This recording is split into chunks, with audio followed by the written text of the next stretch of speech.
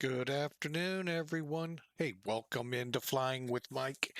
We're right on. We were pretty close to right on schedule. Moose in the house, in your house. Uh-oh. The music is great. Thank you, sir. Appreciate the first time chat. Appreciate it. Glad to have you aboard. Today we are going to head from San Francisco up to Portland. Uh, Flying in Let There Be Flight, the old Virgin American that used to fly out of SFO, A319 service. So hope you all enjoy. Welcome in. We had an action-packed yesterday. Wow. The 767 from Flight Factor is just not behaving in 2.0. Mike, it looks like it goes back quite a ways. February, March timeframe. So that puts it in 1.4, 1.0 timeframe. So something has gone awry. Flight Factor, I've been told, has an update coming, and we've heard this before, soon, for the 757, 767. If you're not familiar with the error, basically 10 to 15 minutes after takeoff with real world weather on, it crashes to desktop. However, it just shuts X-Plane down. There's no error message. You go to the log. There's really nothing in that log to tell you what happened, which makes it very, very baffling to those that made the plane. So they're working on it. We did figure out, keep it off VATSIM, keep it off real world weather, set a preset in there, and it flies great. It flew all the way, well, not a long way, but from Dallas to Memphis with no trouble in that configuration. The bad thing is this time of the year, you could run into some pretty mean, bad, ugly storms. And we didn't get to. There were some in Memphis. That's the way the cookie crumbles. So we try to fix someone mentioned in the Flight Factor Discord forum. Oddly enough, and if Flight Factor you're listening, I wrote it in that same post. Normally, like I said, 10 to 15 minutes into the flight, boom, it just drops. No crash message, no error message, no nothing in the log. That second flight where I tried this person's idea, well, I did get past 10 to 15 minutes, but the obligatory crash to desktop occurred when we all hate it, or almost the most, but very close to 8 miles from our destination. On approach, gear down, flaps full, spoilers ready. Yeah, it did it just as we were 8 miles out. Oh, heartbreaking. Thankfully, it was only a 40 to a minute, 45 minute to an hour flight. But still, it sucks. You get that far to go, oh. So for now, the 767, unless I fly it without turning the real world on, not happening. Sorry, guys. And that probably, I've heard, extends to the A320 too, just for those of you out there that have that in FSX. However, fingers crossed, not a problem today. We are going to fly from, like I said, San Francisco to Portland in the A319. So hopefully we'll have a better flight. Again, welcome in, everyone. I hope you enjoy the flight. Let's get these caterers away. We'll do it the old-fashioned way. And I can hear some of you going, there's a new way? Yeah, if you haven't updated. Actually, I'm not even certain I've really read into the latest, greatest update here. We're now 1.1, not 1.09. So we're going to find some new things in here. By the way, this will be my first flight with it. All right, so there you can get a better look at it. And let's crawl up. I was going to get into my little spiel of how to identify these because they can be deceiving when you look at it. Shampoo Flyer, landing Oakland. Please don't hit me. Well, I'm in San Francisco, so that's pretty tough. You're across the bay. And I'm sitting engines off in a jetway. Don't hit me.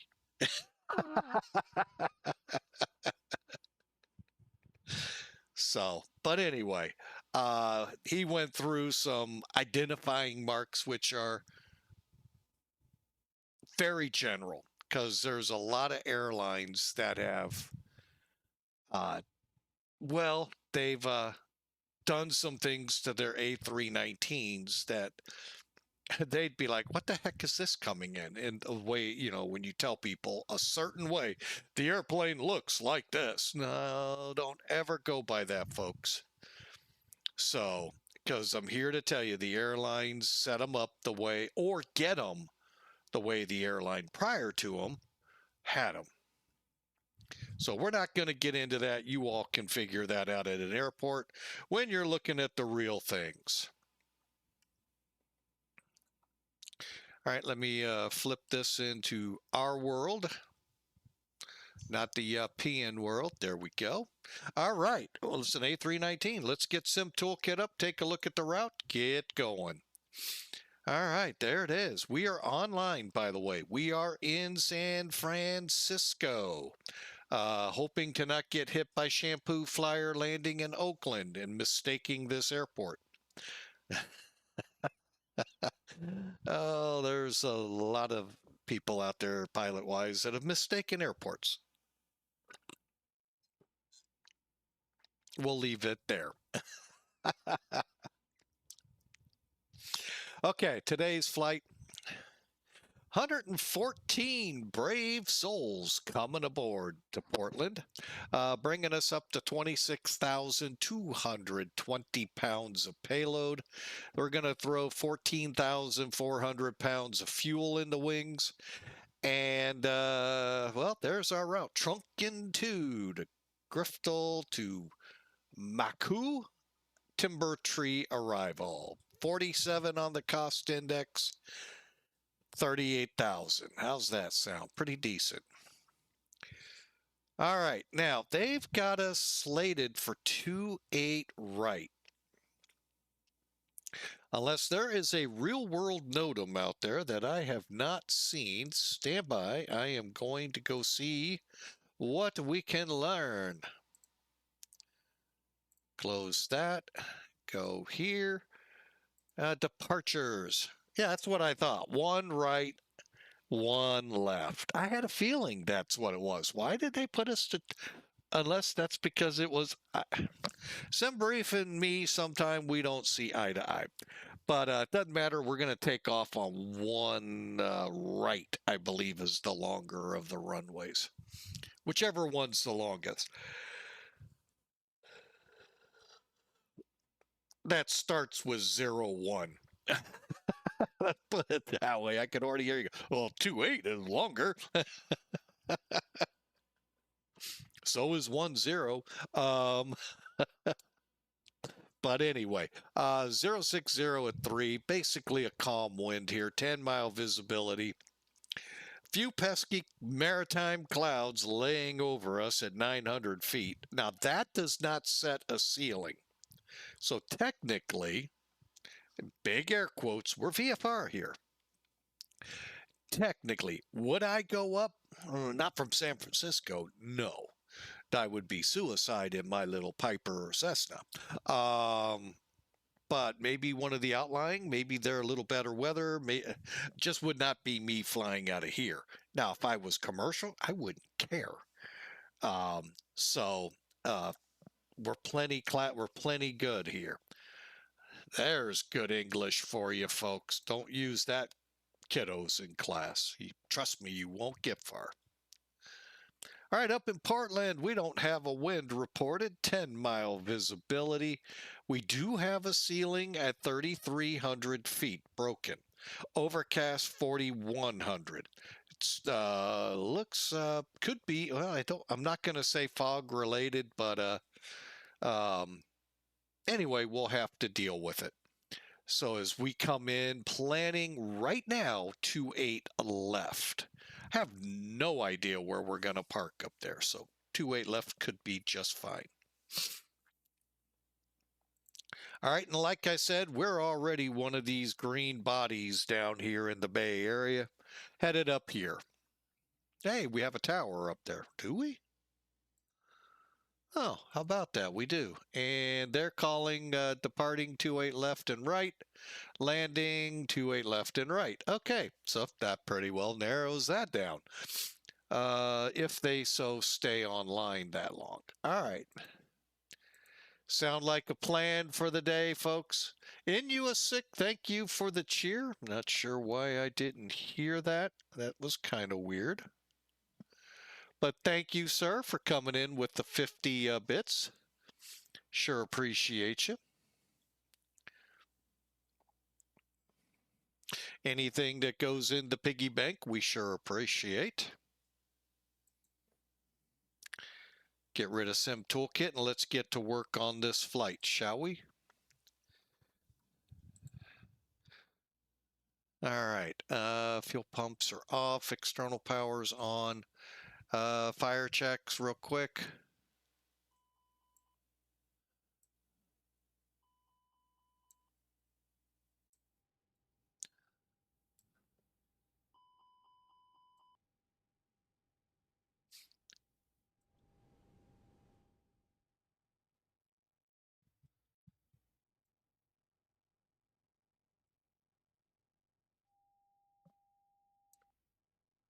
Okay, everything's looking pretty decent on the basics. Think we've got our fuel. Let's take a look at the gauge. 14,380. Let's make sure they're gone. Refueling stopped. Good. All right. Either they ran out of gas in the truck to give us, or they're done. APU.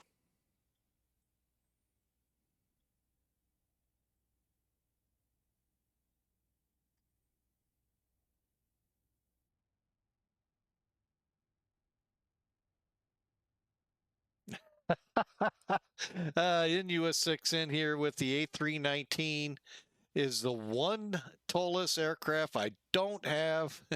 Ironically, it was my favorite bus back in the Flight Sim 2K2 and 2K4 days. Wow, that's going back there a little bit in time. I remember them days. Somebody is behind us. Hopefully not Shampoo Flyer getting messed up on which airport to land at.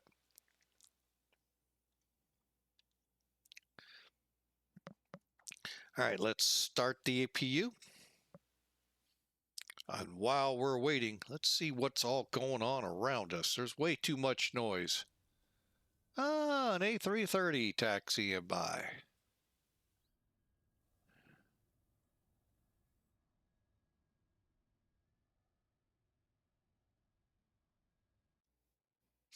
Okay, so let's see. Are we revved up yet? Just about.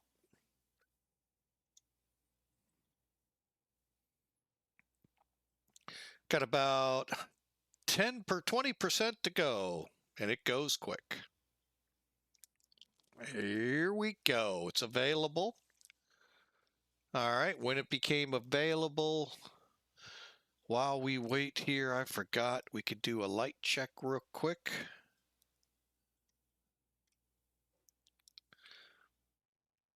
And while we're down here, spoilers are down, flaps are up, squawk code in. We'll talk about that here in a second. and APU bleed on. Okay, air conditioning panel now should be nothing lit. And with 114, what was that magic number? Less than 115 or high humidity. Okay, let's go high flow. Lights are set. Generator 1, 2 are on. Let's get the ADIRs up and running. Going to nav on 1.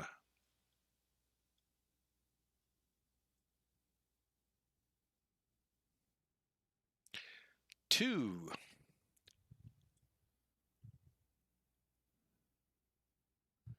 Tree. I don't know what this system 1, 2, and 3 is. I have no idea. We'll leave it off for this flight. Okay, and we'll come down here, get the FMC set, MACHU.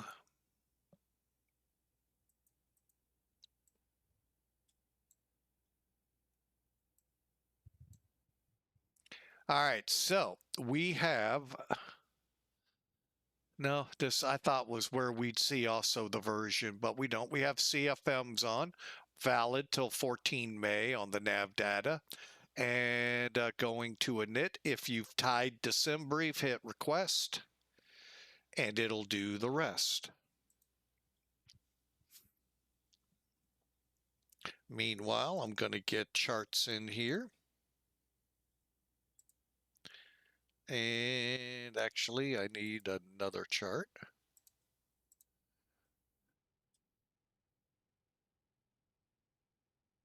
Oh, I was going to say, that is not where we are.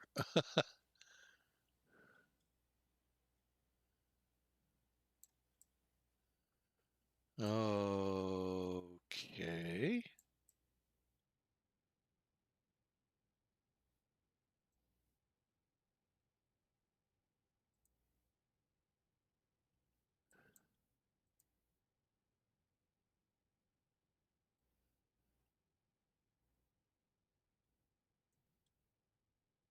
Oh, we're in D7, I think it is. Okay, I see how that chart works. All right, where's our D1 through D8? We need it to say 3737.0 north. Okay. Over on the longitude side, 122.29er. Okay, so 3737.0, perfect. 122.22.9er, cool. Align. Clear and clear and clear. Wind.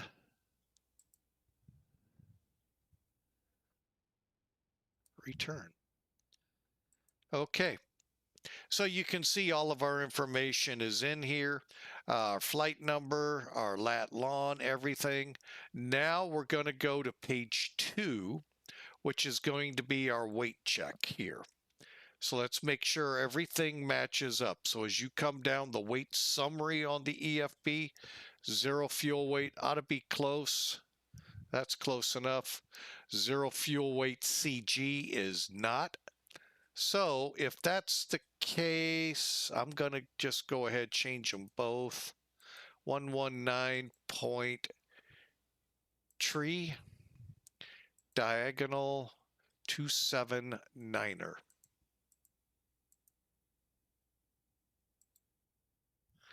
And we're going out of here with 14.4. There you have it. We're set there. Now go to the F plan page. Oh, wait. That way it'll be ready when we're back. Okay. I know you didn't see much because I still had charts up. And part of this you won't see either because I'm going to keep it up. All right, let's close that. Trunkin 2. Just making sure this isn't for turboprops. Ran into that once. Looks like we're fine. Okay. Pretty simple, if you ask me. All right, so very simple. Follow along. Click San Francisco, depart. Which one's the longest? One right. Yeah, I could have looked here too. Okay, we're going out on the Trunkin. And transition Gartful, I don't know, Grateful? Probably Grateful. And insert. Okay.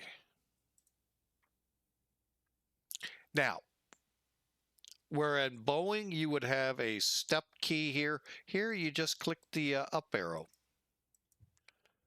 to Grateful. Then MACHU. MACHU starts us in to Portland. And again, just to be safe, we're looking at 28 left, 28 right. Okay, let's look at our airport. To be totally honest, 28 right would probably be the better of the runways to land at.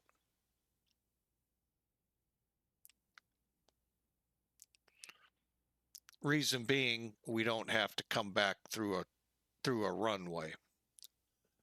Most likely, unless I can get her stopped by Echo. Yeah, we'll plan 28 right. Even though when SimBrief comes up to tell us how we did, yeah, it'll say the other runway. Arrivals. All right, so what we'll do over here. Okay, we're doing the Timbers 3, MACHU, select. We've got our navs. Ooh. Oh, they've got us planned up for 28 left.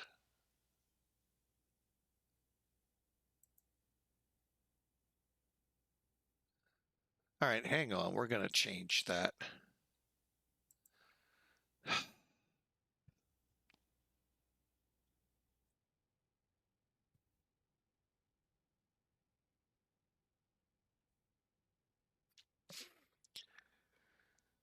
Okay. Oh, what the heck? Stay on it.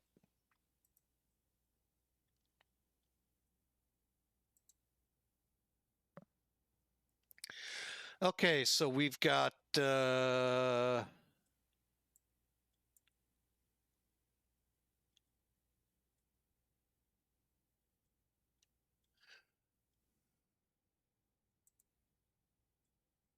me take a look. Oh, I can't. Cancel for the moment. Oh, Timbers.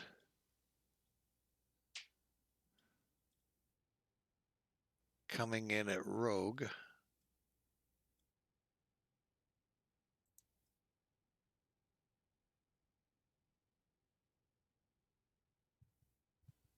Oh, we do have both our navs in.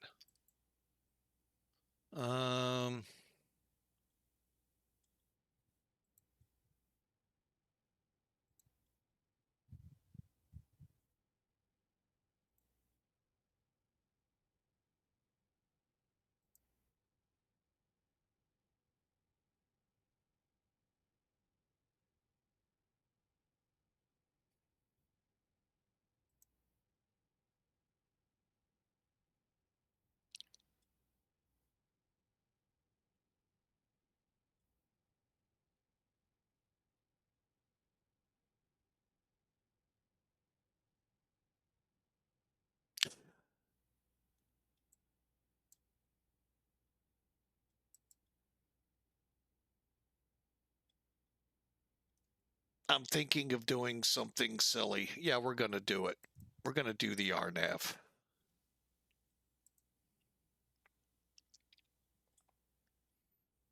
Okay, so, and basically because it's right at the end of our route.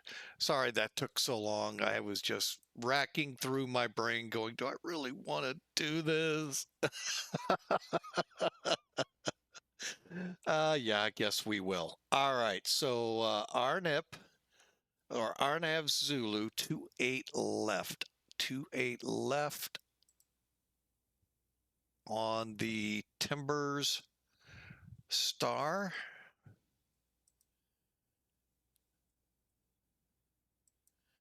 Via, and we're coming off of MACHU.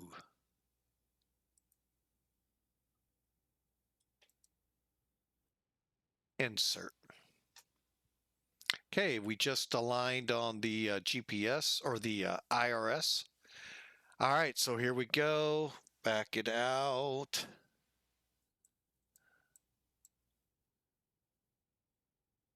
So here we go. Timbers coming in from MACHU, working our way up. Hubbock's Eyeball. Aaron, Moxie, Portal, Timbers. And then we're going to go to Vance, Flower, Rogue. All right, let's get Rogue up there. I'm going to dial this down. I'm looking at the nav display as we do this. I highly recommend checking your route. You'll be shocked. Many people run into troubles because they missed a discontinuity or they missed that it didn't really load. It overrode, and all of a sudden now they're in somewhere totally different than they planned. And finally, Rogue, D-Shut, Nogel, Adam, and the runway. Next up, we'll be going out to Newburgh, it looks like.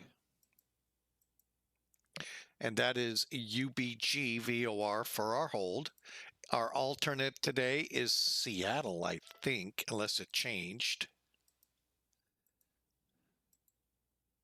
Seattle. And there's Kuga, Krieg. That's how we'll get up. And I mean, it's just a little hop, skip, and a jump.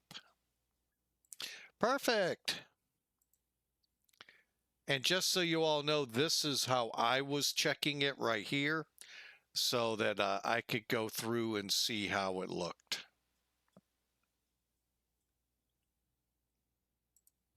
All right, we're just about ready to go. How about that? Next up, RadNav.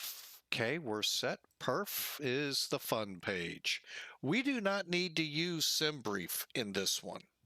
We can come over here, use the takeoff performance calculator here. The only thing I don't like about it, and I wish somehow ToLiss could find a way to fix it. Oh, we got a 4-knot tailwind. Okay, that'll work. Is get the weather METAR closest to right now, but I don't know if like I said, I don't know what's all involved in what they do. So, all right, temperature 13. Reason I put it here, 3018. I'll explain here in a second. By the way, this is San Francisco. Okay. ATIS is calling dry the runway. Okay. Takeoff weight. Estimated 133. That'll work. 28.9 flex, 11,000 foot. What? No.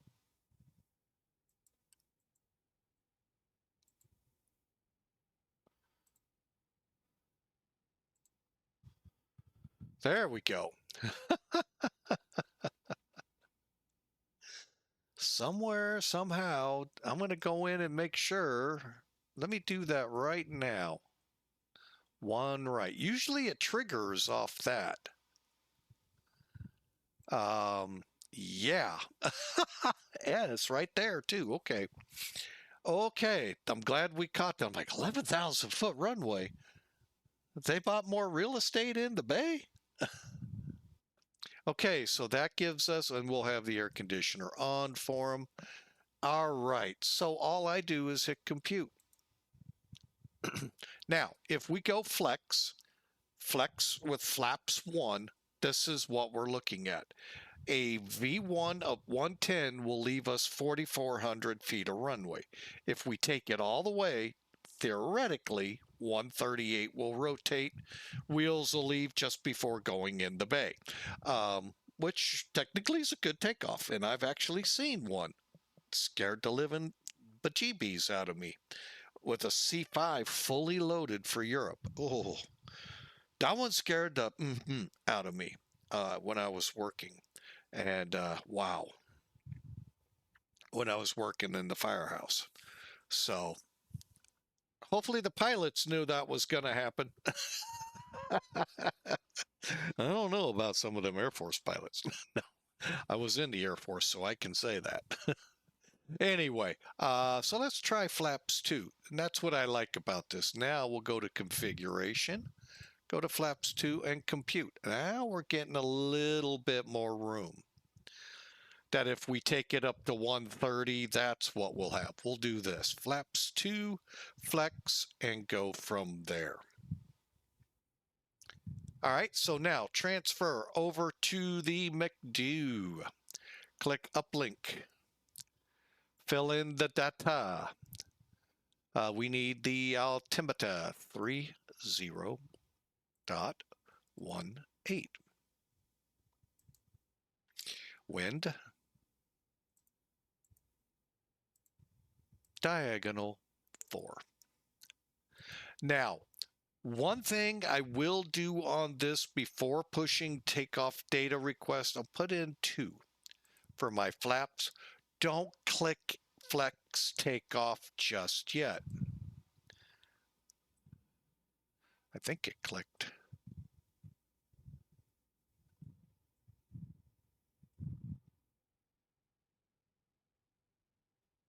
It did. Okay. And clear.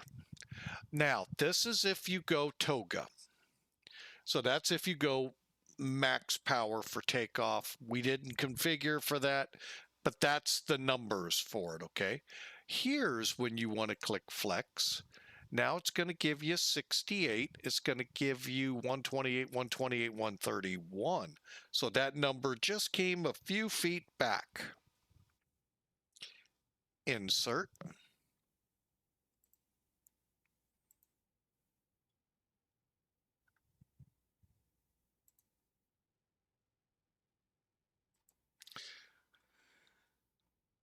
Standby KSFO.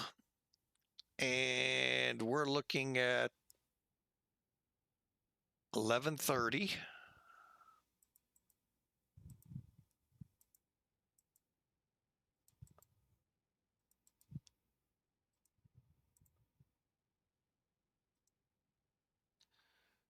And one right, 1700. Okay, what these did down here, I really have no idea other than telling it when to reduce powers. If we've lost an engine, 1700, otherwise passing 1130 feet. That's my best guess. And I get these numbers from Black Box 11. Those curious and want to look into his site, he is a streamer for both flight sims and DCS. So check him out if you get any time. And that is the MACHU. And I think I'm ready to go fly. Let's continue on real quick. Strobe lights. Strobe lights auto, nav 2. Seatbelts on.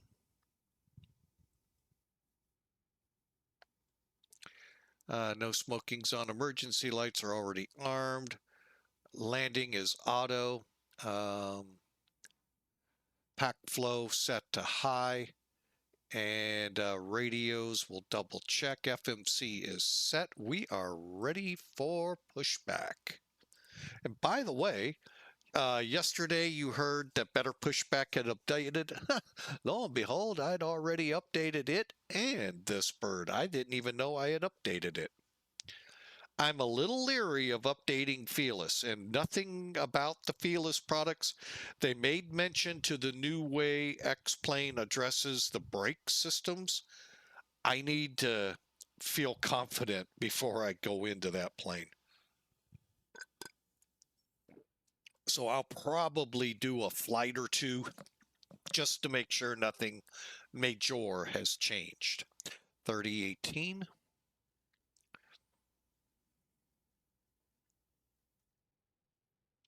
And let's get rid of. Now remember I told you there were a couple ways to do that.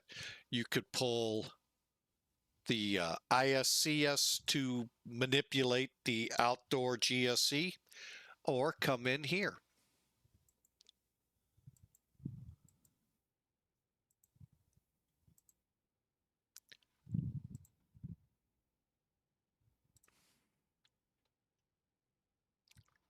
And actually, instead of that, let's do it this way.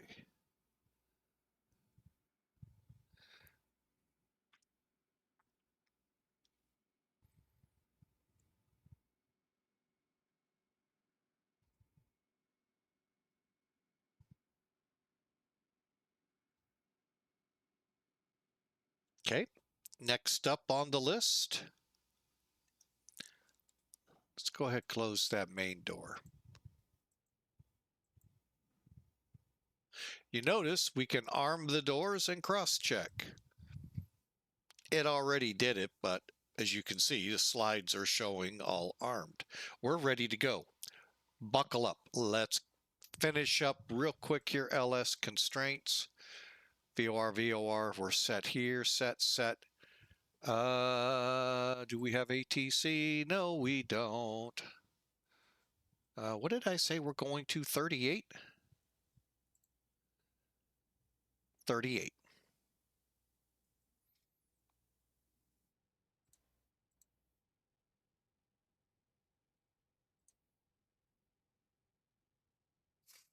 Okay, also you can do it from over here.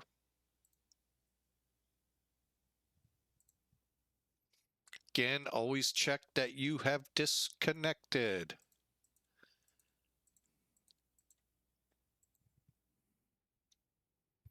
before doing so. All right. And for those of us that work for VAs, make sure you start your ACARS program.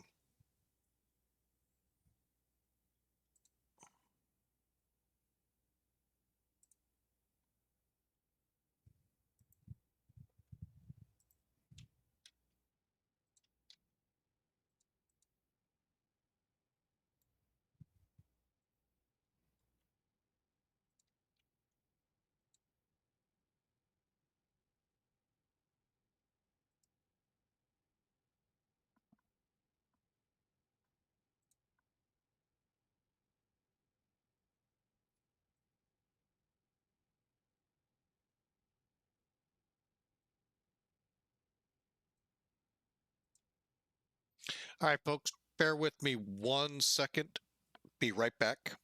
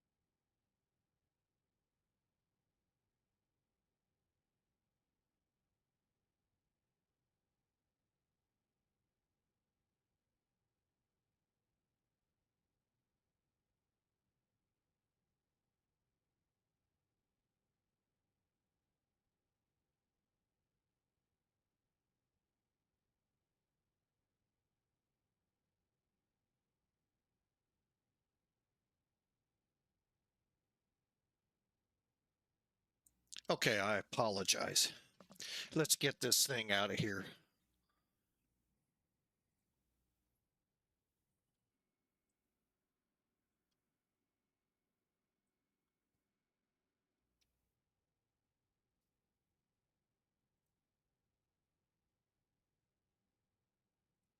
Hey, Captain, let me know where you want this thing.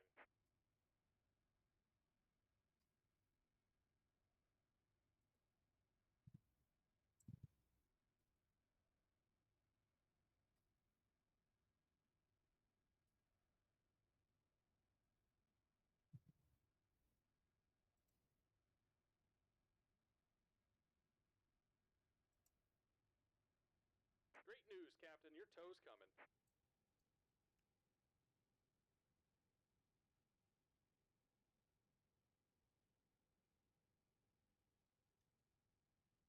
Okay, seatbelts are on. Anti-skid checking, down one. Okay. All right. Looks like the doors and hatches are closed and we're ready to connect. Cleared to connect, face us east.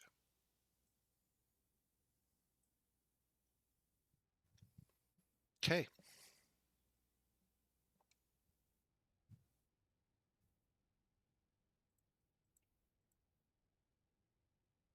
San Francisco. San Francisco traffic, Redwood 1387, pushing back Delta 7, 1 right.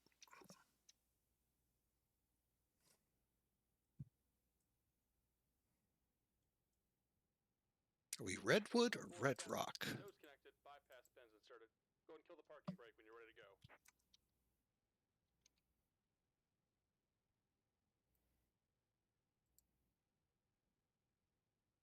Oh.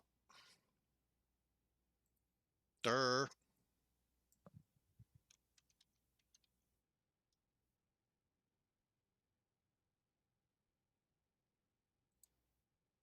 Redwood, okay.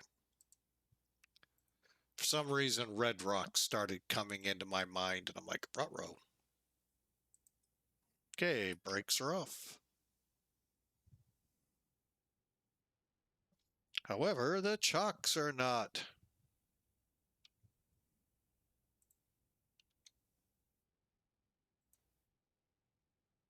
Here comes the pushback. Light them up.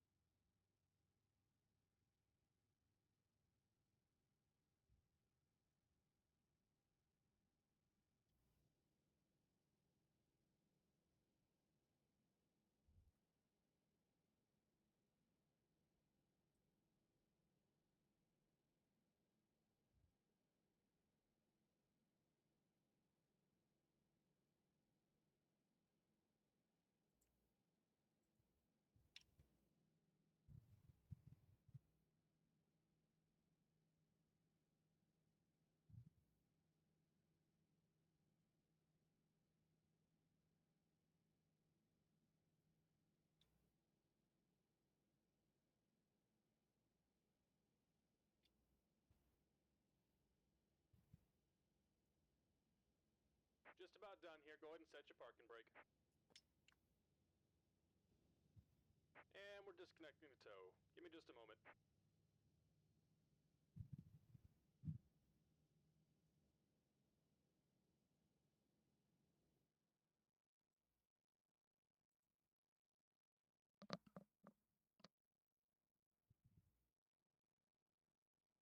Okay, let's get this going. I got a 777 coming down.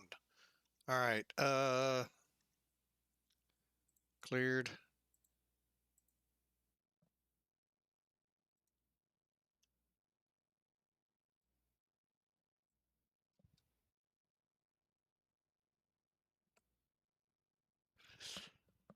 All right, pitch trim. And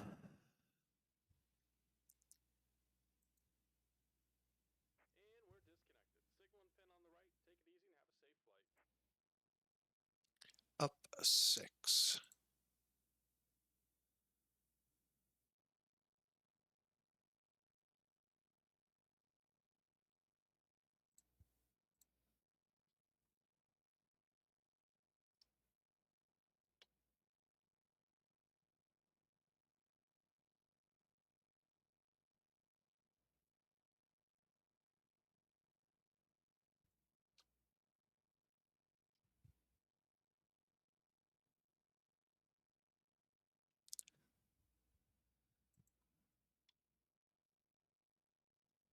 Okay, APU is off. All right, auto brakes max, here we go.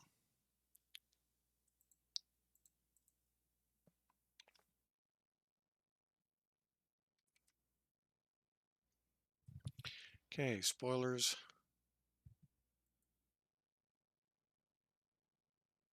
Okay.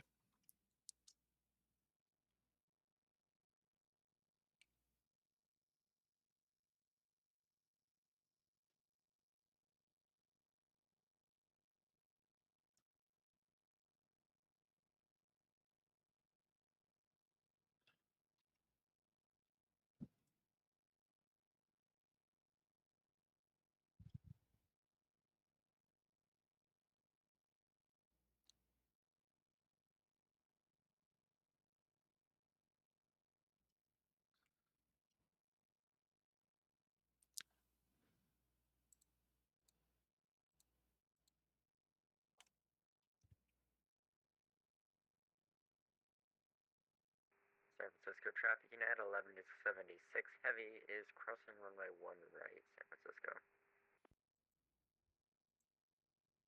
Correction, runway 1 left.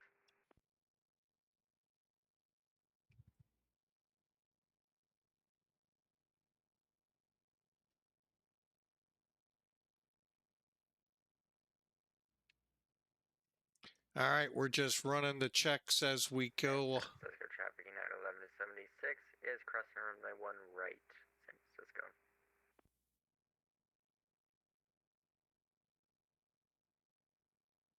Okay, we're set, ready to go. Let's get the weather radar on.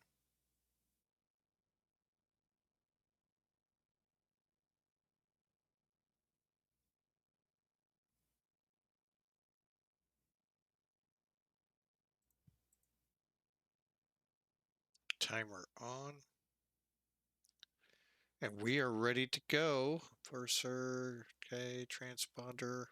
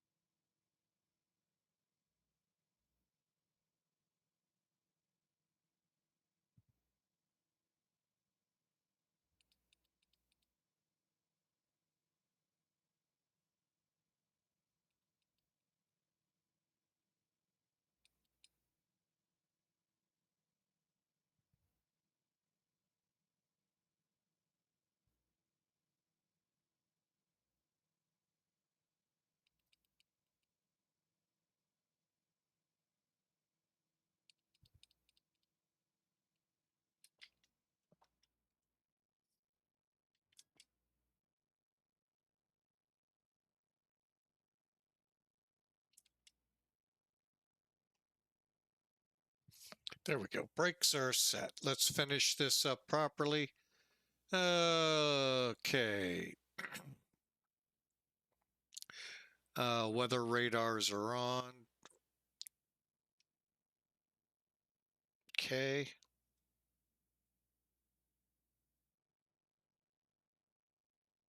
And San Francisco traffic, United 1176 heavy, crossing 28 left, holding short 28 right, San Francisco.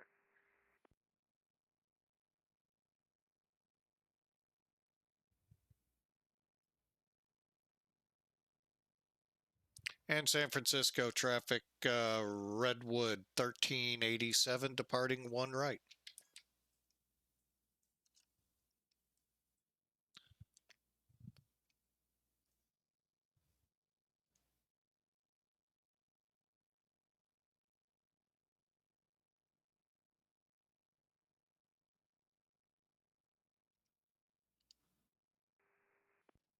Okay, lights are on. Nobody's home.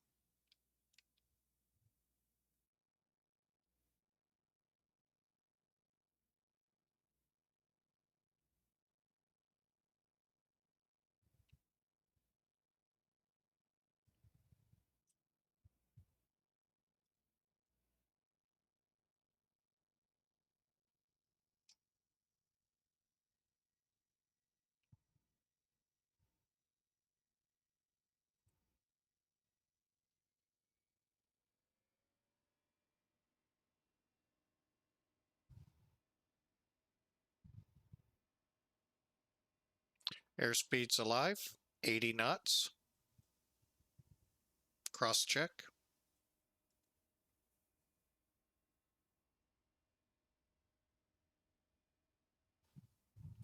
V1. Rotate. And San Francisco traffic, United 1176 heavy is departing 28 right, San Francisco.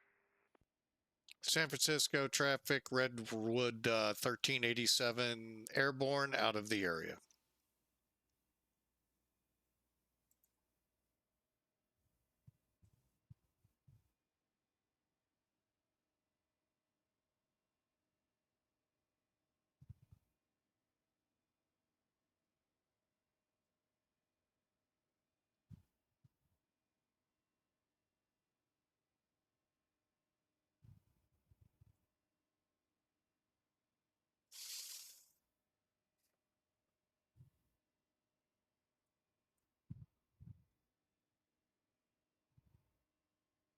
San Francisco traffic, Airlines 634 heavy, taxiing runway 28 left via Alpha Foxtrot, San Francisco.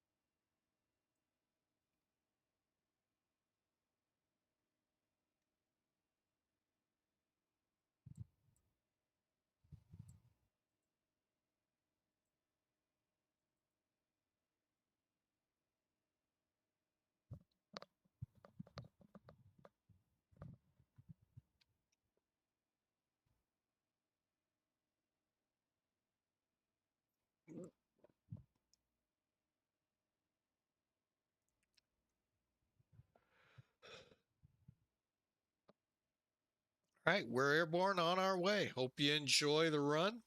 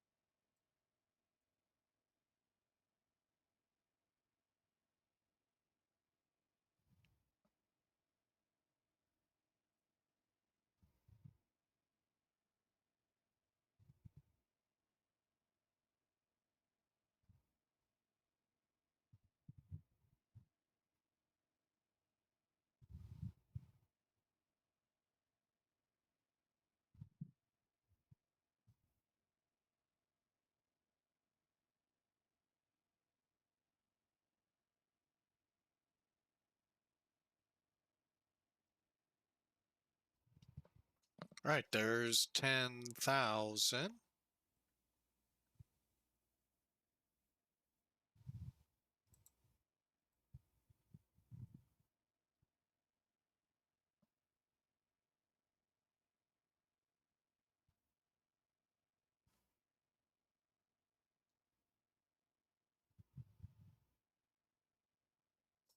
So I hope your weeks have started off well. I know here in the States, some are just getting it started. Others are about halfway through as Europe is kind of winding down for the day. I hope it's been a wonderfully blessed day for you, and hope tomorrow and the rest of the week goes well for you. I go back to work tomorrow for 3 days, uh, three shifts, 8 hour or not even eight, 6 hour shifts. But yeah, we do have a job for those that didn't know. We have took a while, but we finally got employment again. Hence why there's not a daily flying with Mike. So, all right. So, yeah, not a lot to say about it. So, but yeah, we are employed. Very grateful for it.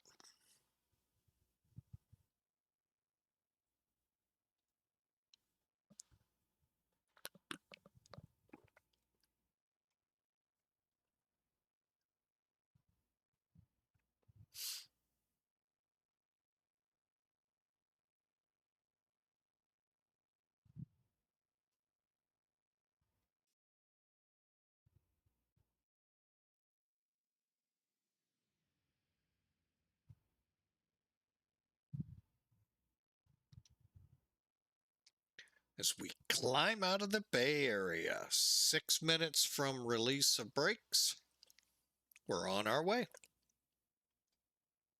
And if you're curious, 10 minutes from brake or from pushback.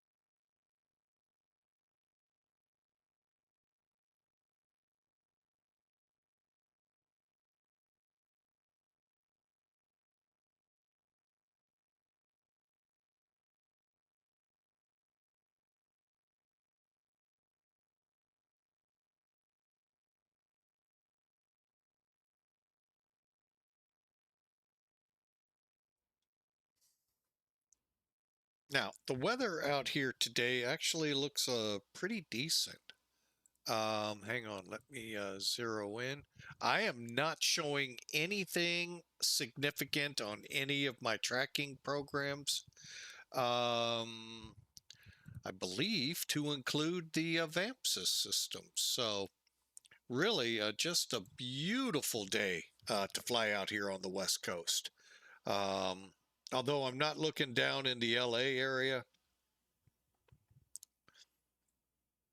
from San Francisco north, it looks beautiful.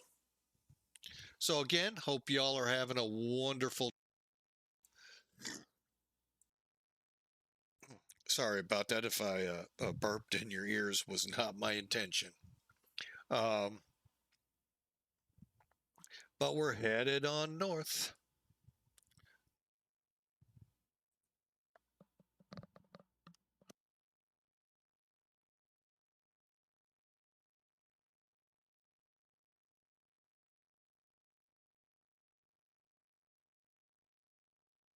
Some reason I can't get the yawns to stop.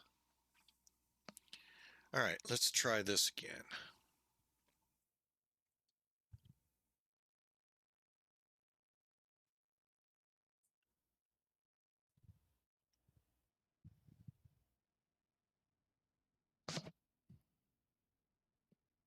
Well, that looks like Travis right there below the wing. So we're going by Sacramento. Ran into somebody. Was it at work?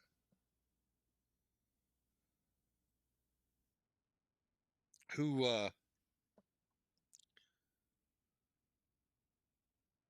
lived in the Sacramento area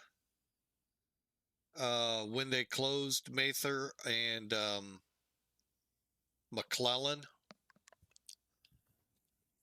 Now, granted, as you all know, if you've watched our YouTube, well, you'd only be able to see it now on YouTube.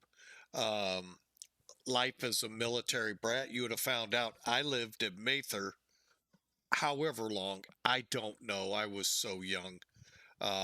Born in San Bernardino, went to Bitburg, Germany, came back to Sacramento-ish area with Mather, and then down back to Norton. And Norton closed at the same time too. Much of the West Coast SAC and TAC squadrons closed with the first round of the BRAC in the 80s.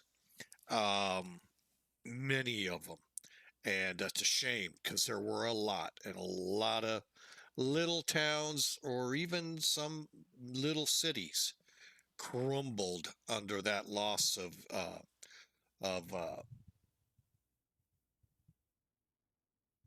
money, basically.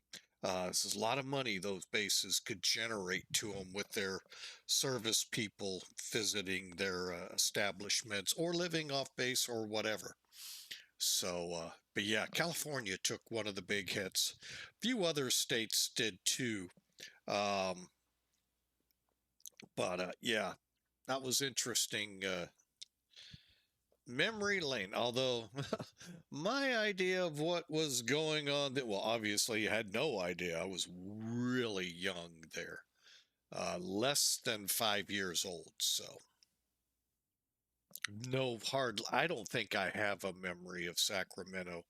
And the few memories, like I said, in Life of a Military Brat, that I have of Bitburg are, I think, due to the slides and pictures my mom and dad took. Beyond that, I don't think I remember a thing. My earliest is in Norton with the mountain on fire and an earthquake that occurred while we were there before coming to our first time at Scott. So, yeah. Beyond that, oh, it got a little, yeah.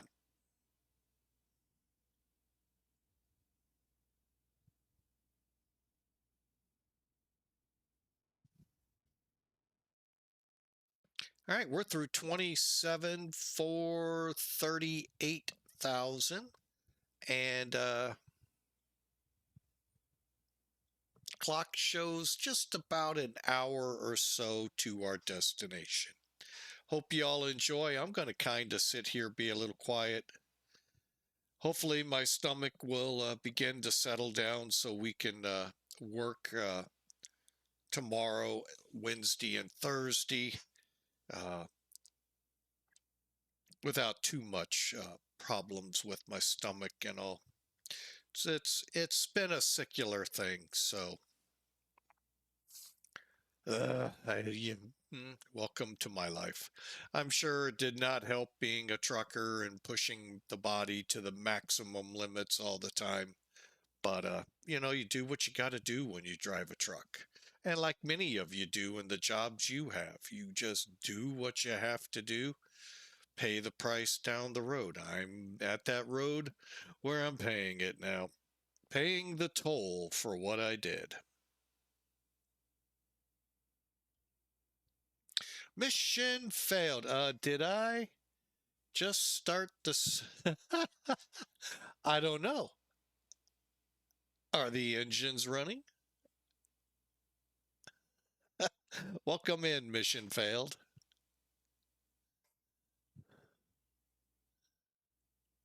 Well, pushing back. I hope you're using the onboard pushback and not better pushback. By the way, unless they fix that, there was an update, I think. No, just scratch that. Rewind. No, I'm thinking something else. Uh-oh. Oh, it's chat. Okay. Um, Better Pushback had a update, but I don't know how it will affect the 7478. Well, good for you. Mission failed, getting that bird up and going. Now catch up with us. I don't even know where you are in the world.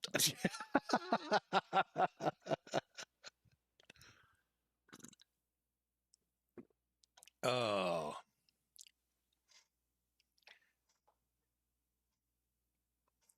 The only two problems I've had with the SSG 747-8. One, pushback. I kind of mentioned that. Unless this update or an update to the plane did it, uh, update to better pushback, update to the plane, whichever, better pushback would not push this plane correctly. So you had to use the onboard one, which is okay. You know, I'm pretty sure you're not going to get into that tight little alley and turn around this alley to get the plane out. Just pretty sure that ain't going to happen. The other one that I've run into is the reject takeoff setting on the auto brake. It rejects irregardless if that throttle moves or not. On the cargo now the passenger version, I don't remember having that problem. So I don't set the reject.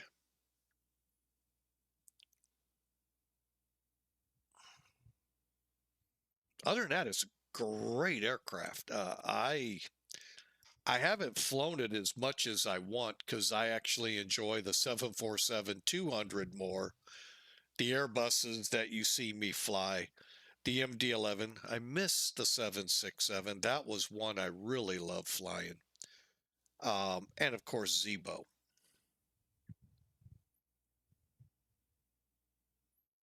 So I always forget to come around and catch that one. Along with the Citation 10 and Piper Arrow.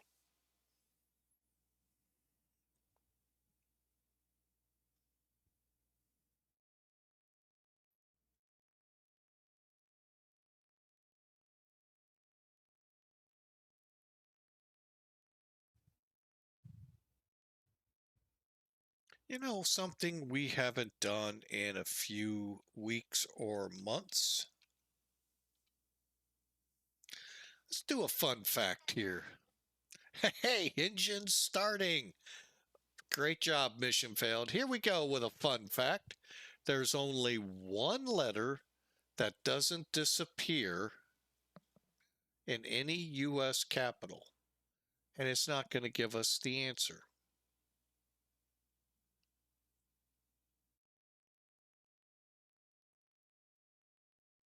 Oh, in any U.S. state name.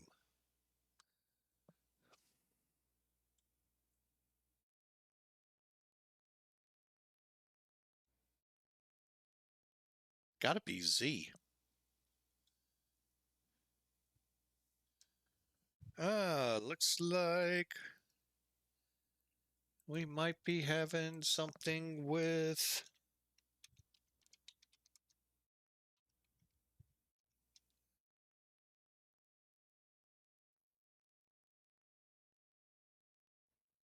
All right, let's get it restarted.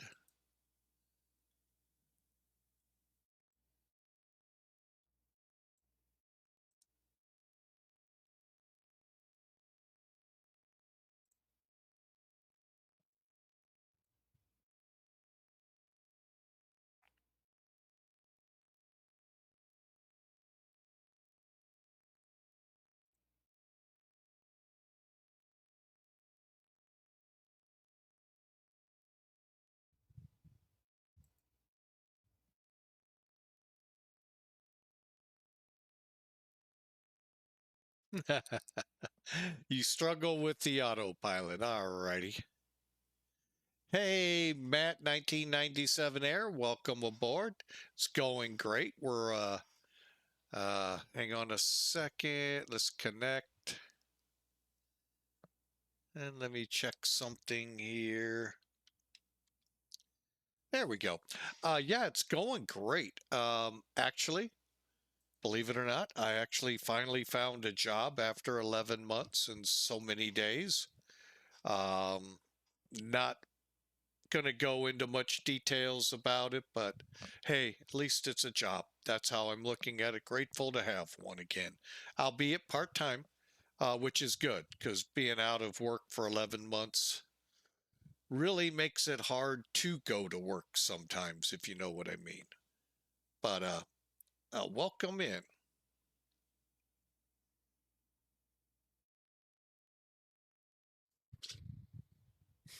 All right, we have leveled off in cruise.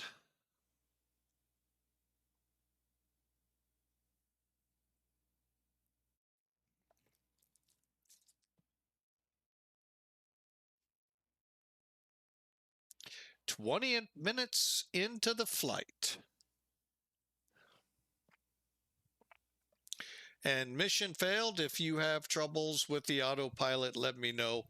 I'll be honest, it has been a long time since I've looked at that autopilot, but I'll do my best if I can to help you. And the autopilot itself isn't hard. It could be the getting the FMC up and running. That can always be a little tricky.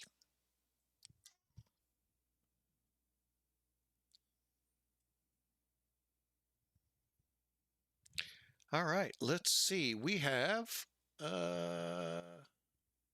55 minutes to Portland. FMC is done. Awesome.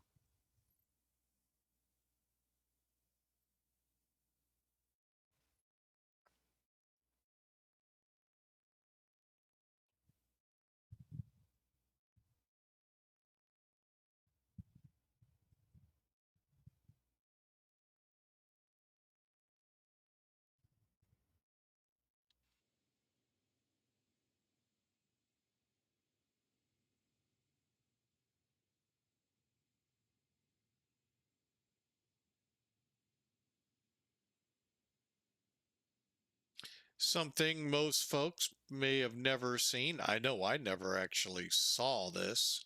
Virgin America was in the air for about 5-10 years here. COVID kind of sealed its coffin. Most of the aircraft went to Alaska Airlines.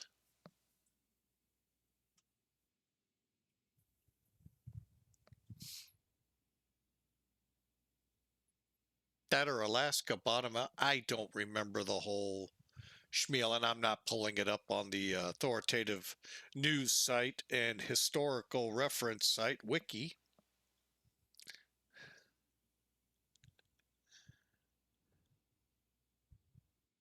But this one is, zoom in on the nose. Let There Be Flight is the name of this bird.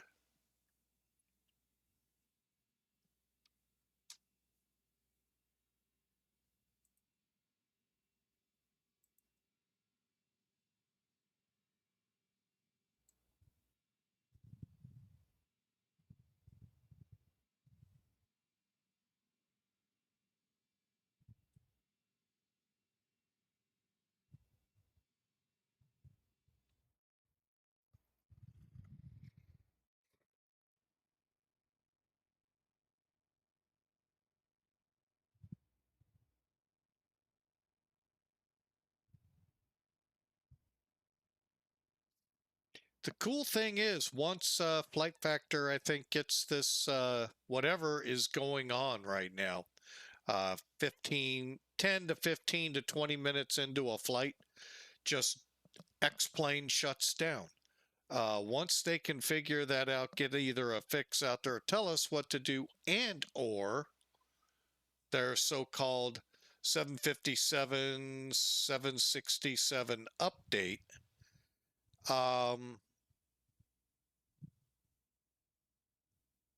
Hopefully it will help the Flight Factor A320 because supposedly that's having it too.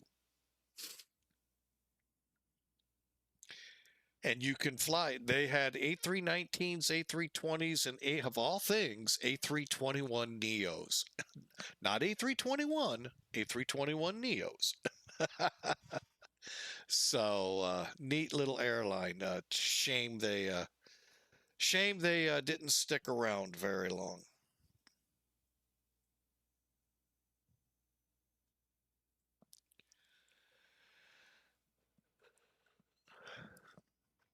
It's tough to start an airline in the United States. Mission failed. Here we go.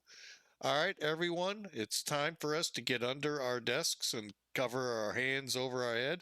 Mission failed is going to fly. Just kidding.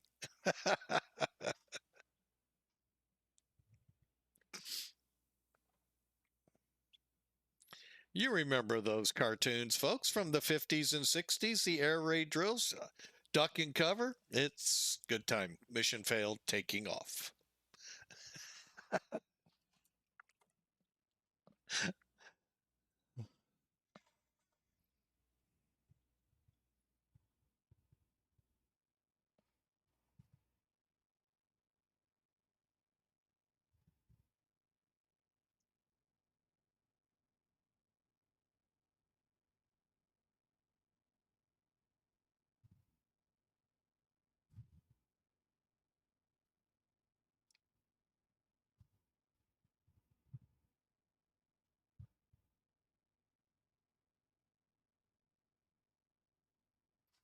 Not a bad rendition of the A319 interior.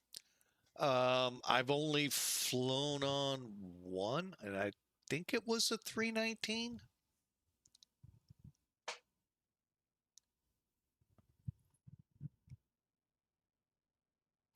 Now I'm trying to remember.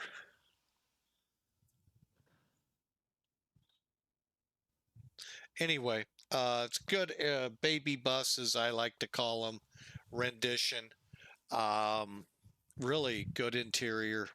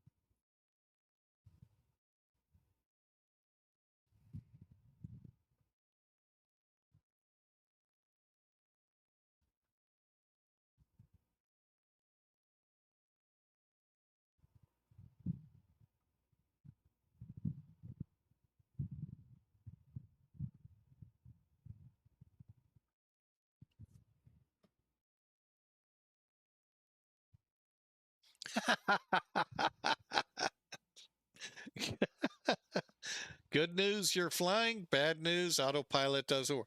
Well, get Otto up and he'll take care of the plane. Didn't you see the movie Airplane?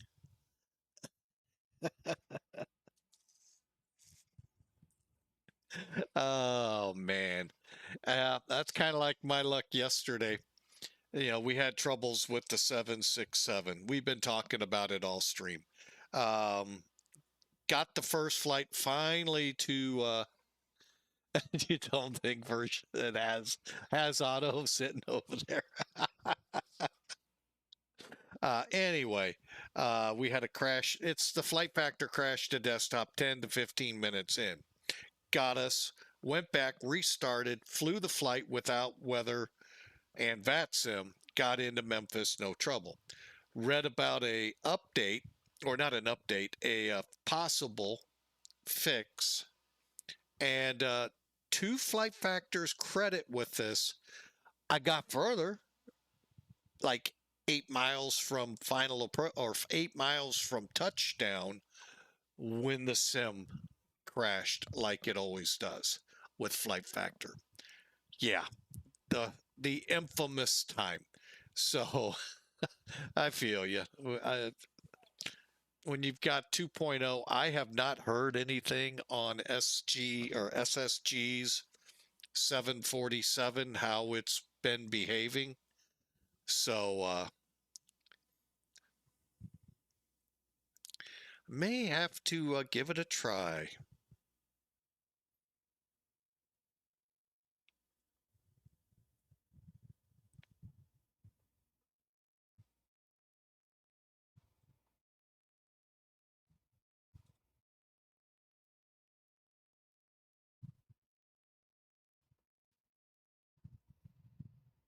All right, we're starting to get into the northern part of Calais, headed into Oregon. And currently, I'm showing they have tower up at Portland. Portland.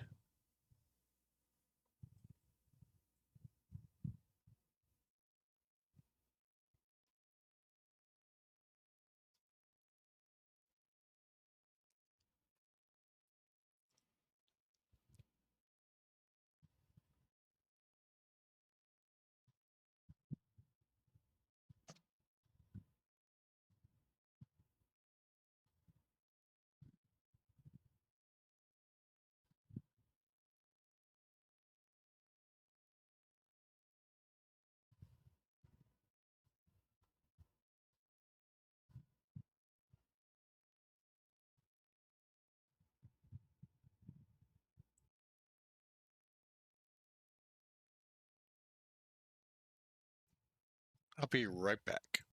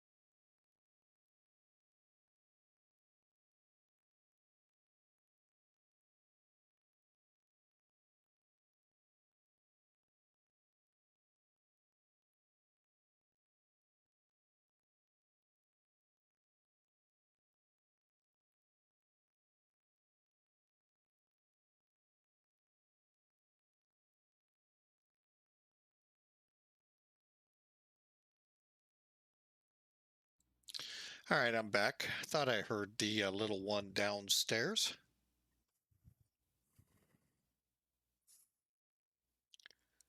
All right. Again, hope y'all are having a fantastic week start off so far, and hope y'all enjoyed the fun across the pond. Finding out that, yeah, going westbound is a little longer. Although I don't think the winds were that bad.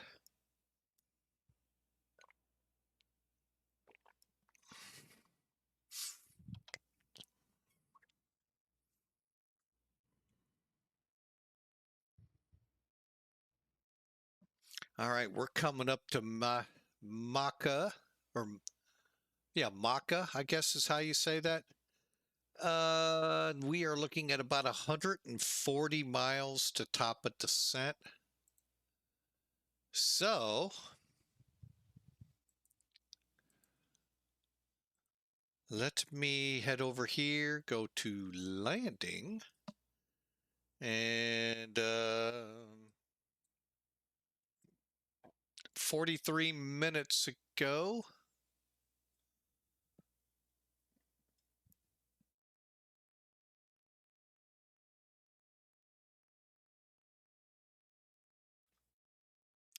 Well, you know, it always helps to have Portland's weather up.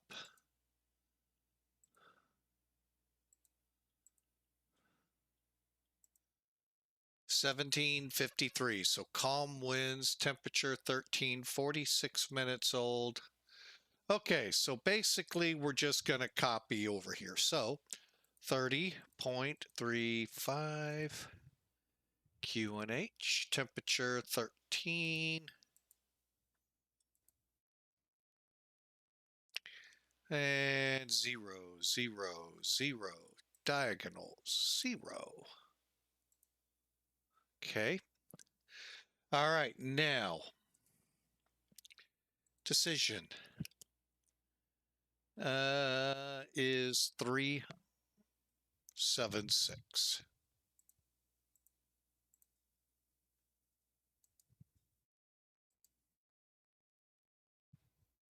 Okay, so we're looking at about a 130 approach speed at this time, landing at about 124 if we do it right. All right, let's look over here. And again, we're on a 10,900 foot runway. I'm going to go with low brakes, and that should be plenty.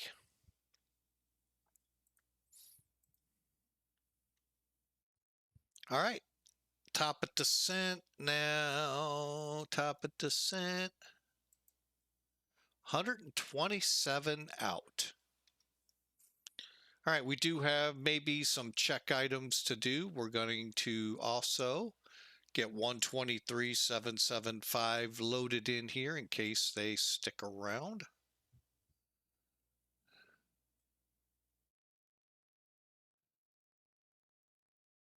Seven, seven, five, 1, 2, 3. Okay. That way, once we square up at Adam, we'll call them for landing. Okay, now for this approach, our minimums that were allowed, 376, so call it 400 broken or overcast cloud condition, RVR of 60 or higher, or 1.25 miles on the visibility. So, and an RNIP of 0.30. So,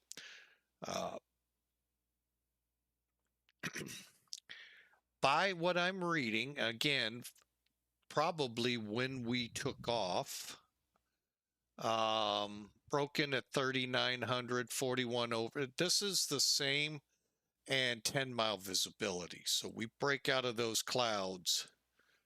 Should be pretty decent.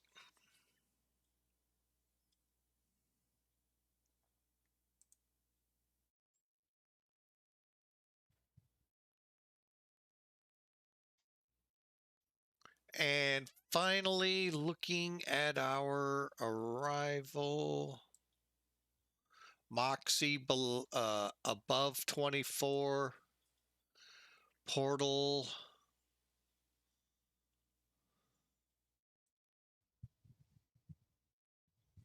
Okay, well, we'll see how this all works out. But again, hey, I appreciate all of you being here, sticking around for the relatively short flight into Portland. And I hope you all have a blessed day.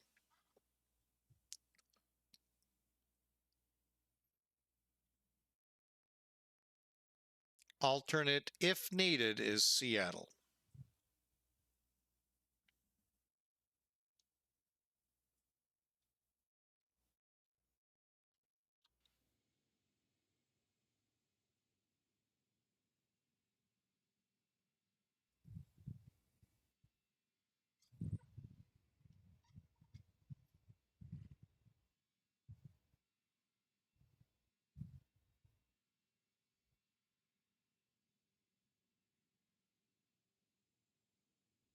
The hunt for volcanoes is on.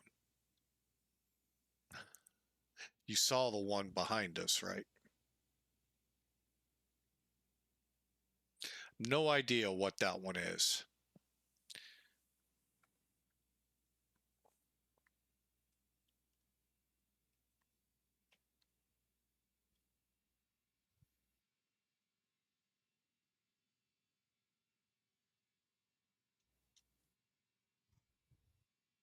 Other than to say it's a volcano.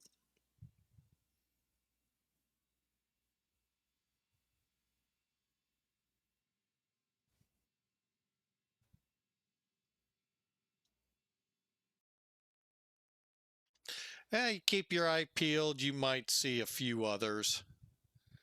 I don't know how many we'll actually see inbound to Portland, but it looks like we get up to Vance here. Ooh, I don't know how far ahead. Could be coming across one.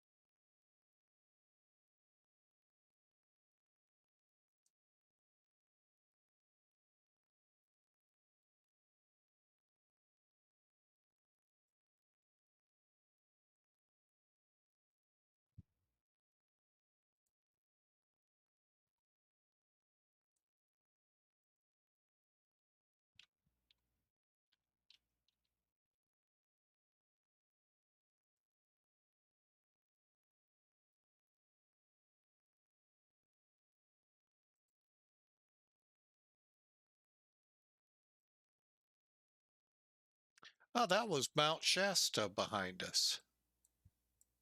I had to pull up a map to figure it out.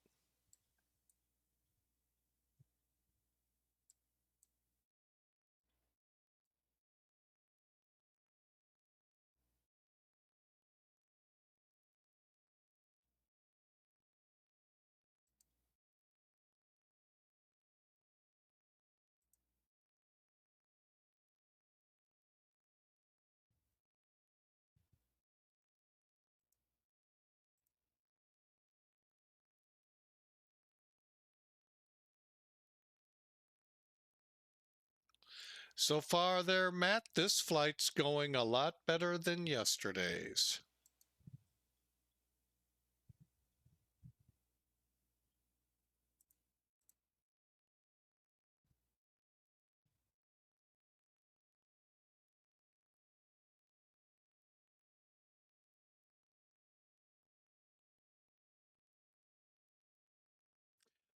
Yesterday we had the infamous flight factor 15-minute to 20-minute into the flight with the 767. Just X-plane just goes away. Flight factor can't figure it out. The logs don't really help.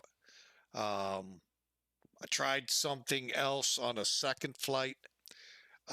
We actually made it by turning the real world off and VATSIM, but did a short flight and 8 miles out from St. Louis. Gear down, flaps full, spoilers armed, same thing. However, that was substantially a lot further than before. Maybe whatever that little trick was could start them down the road to fixing it. Maybe. So, but yeah, the flight factor is all of my flight factors will be corralled for now until they fix it. Let's see if we can see Mount Shasta still. We're getting into the vicinity of Crater Lake. Yes, Shasta's out in the distance. Let's see about Crater Lake. There it is, right there off the right side of the aircraft. There's an airport somewhere in there, usable.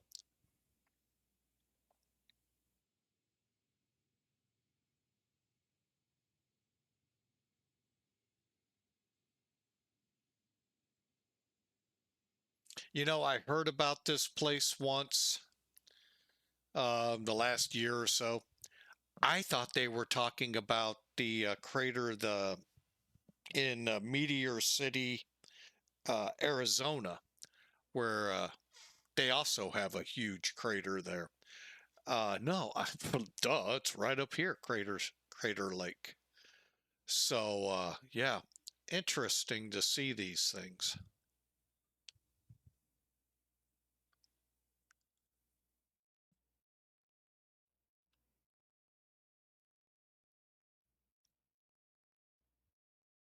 Right. Hey, somebody take and cut that spar off there and we can see.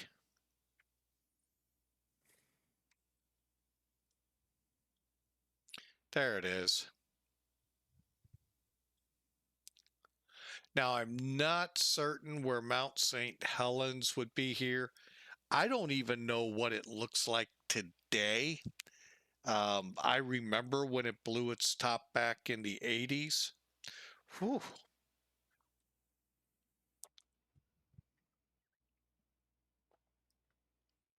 But yeah, that is somewhere up in here too.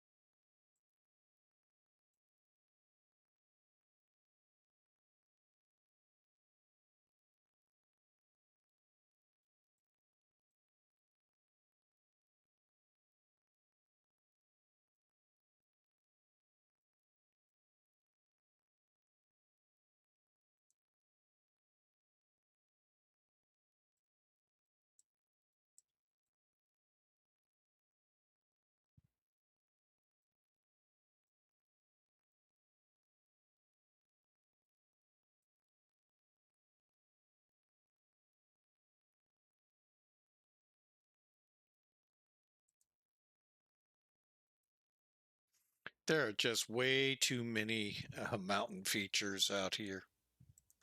What was I on there at the end?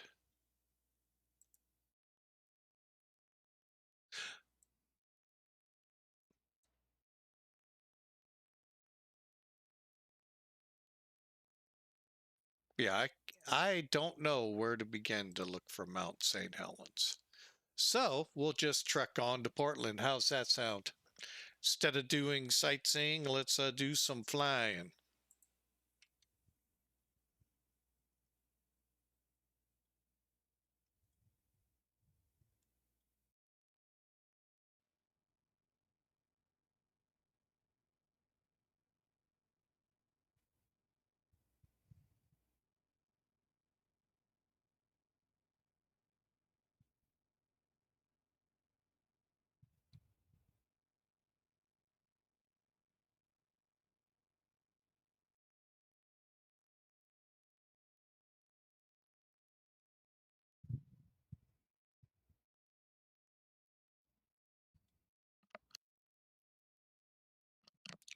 All right, like I said, I don't know where most of these mountains are. There are people out here that live out here, fly out here all the time. I personally don't know, but we've got our data in, correct? Yep. We're 30 miles out.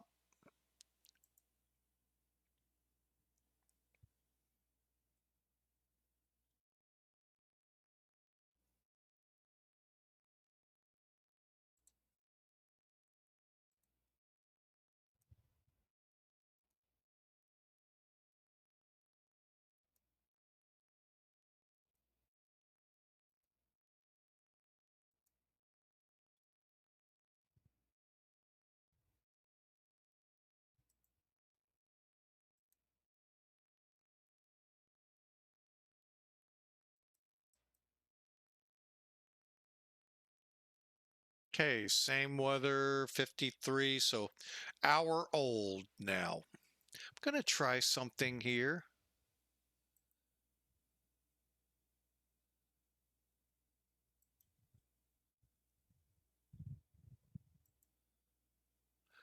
All right, I think we're getting this ATIS. Let me verify. Pretty sure. Yep, Lima.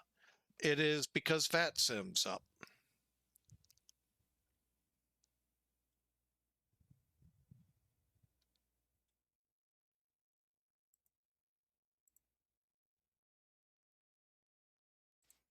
Cool. Now let's get down here. I think we've got a lot of printed paper.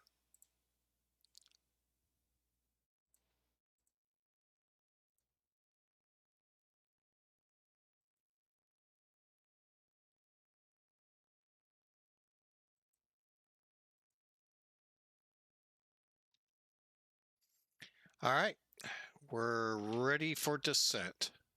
Almost.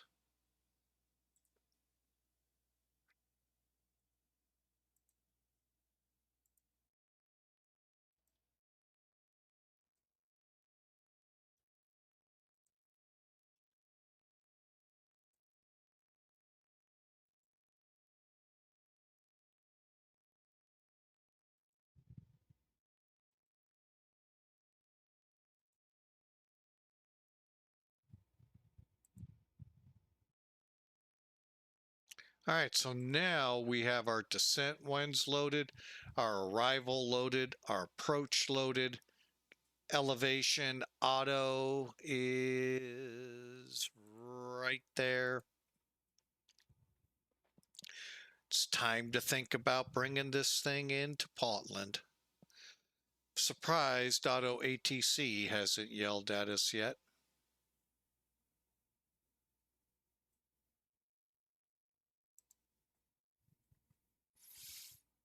Okay, so we need to descend via the timbers.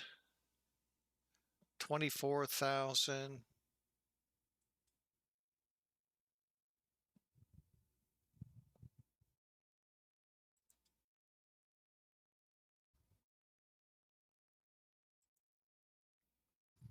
Okay, we're starting down.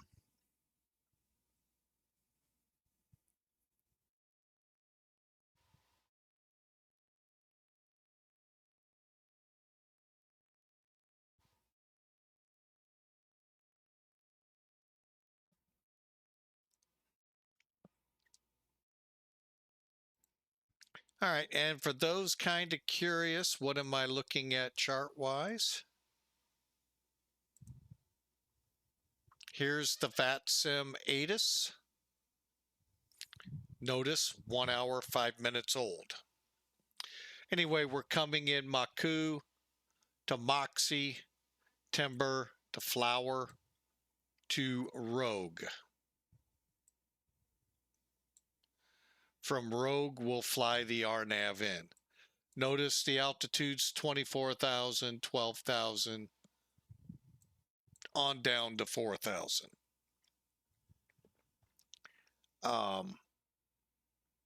Nothing set in stone that we got to be at. So now hey, look, there's Auto ETC, descend via the, really? We're going to descend via the did you know we were going to descend by the Timbers 3 arrival? I'd have never guessed. I'm not a big fan of it. It's great that it gives you a squawk code in the beginning, but beyond that, it's really not that useful.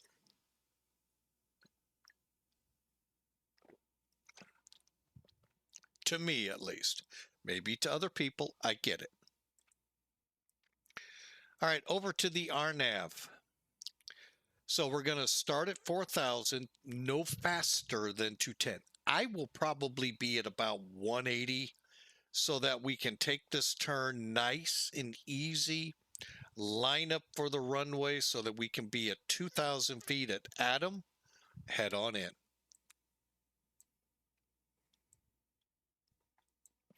All right, so here's your frequencies across the top. Let's see if he's using an appropriate one. Yeah, maybe. 1, 2, 3, 7, 7, 5. It says 770. Hard to say if that could be a problem or not. But anyway, 121.9 for ground. It's an RNAV, so there's no frequencies for us to worry about. That's all internal and nothing to worry. Oh, the yawns are coming back. 283 on the final approach. Adam is 2,000 feet MSL. Decision altitude or height. I'm going to take height at 376. We'll call it 400 only because that's where our METARs are based off of cloud heights. So hopefully this will work to our advantage. Missed approach, we'll climb to 2,100 feet, then left, direct UBG VOR, and looks like we'll do a teardrop entry for left-hand turns. At 4,000 feet too, by the way. All right, you need authorization, which at this point in your career, yeah, you should have it. Uncompensated Barrow VNAV system not authorized. Temperatures that it would be troublesome. Simultaneous approaches are allowed, so you could see someone out your right window going to the other one. And the glide slope, glide path may not look the same. When you get visual and you switch to visual, stick with the visual cues. All right, so again, there's our path. Rogue, Deschute, and Adam, and then 6 miles out is Adam, and then we'll work it in for touchdown.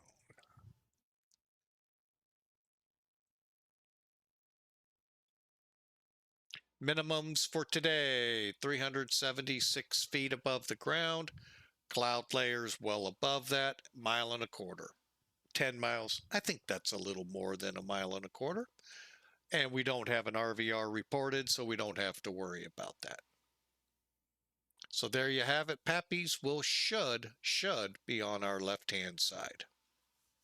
All right, that's your look at the charts. Once on the ground, We'll taxi now to this part of the terminal, I guess. I don't know where we'll park. We'll find a spot. Not overly concerned. More concerned about getting on the ground.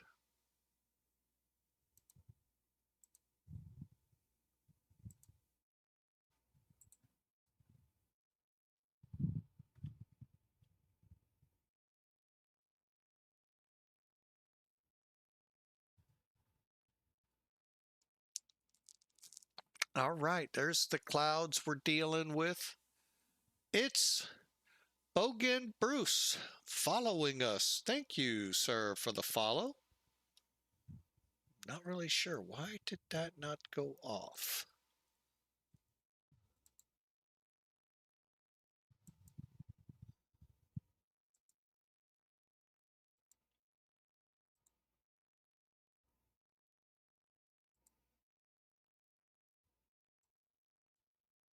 Huh.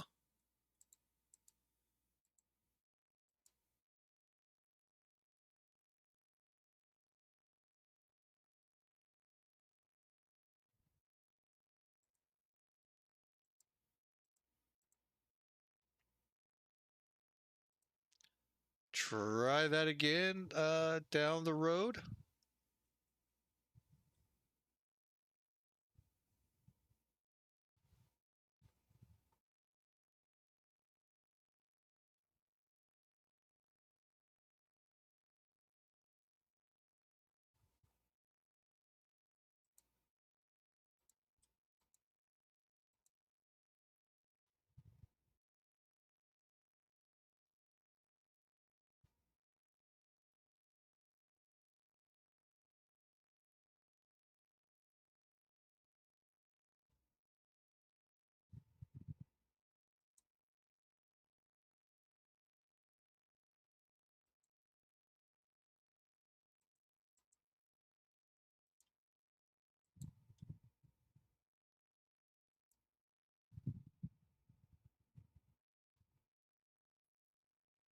Okay, let's get our next level in here.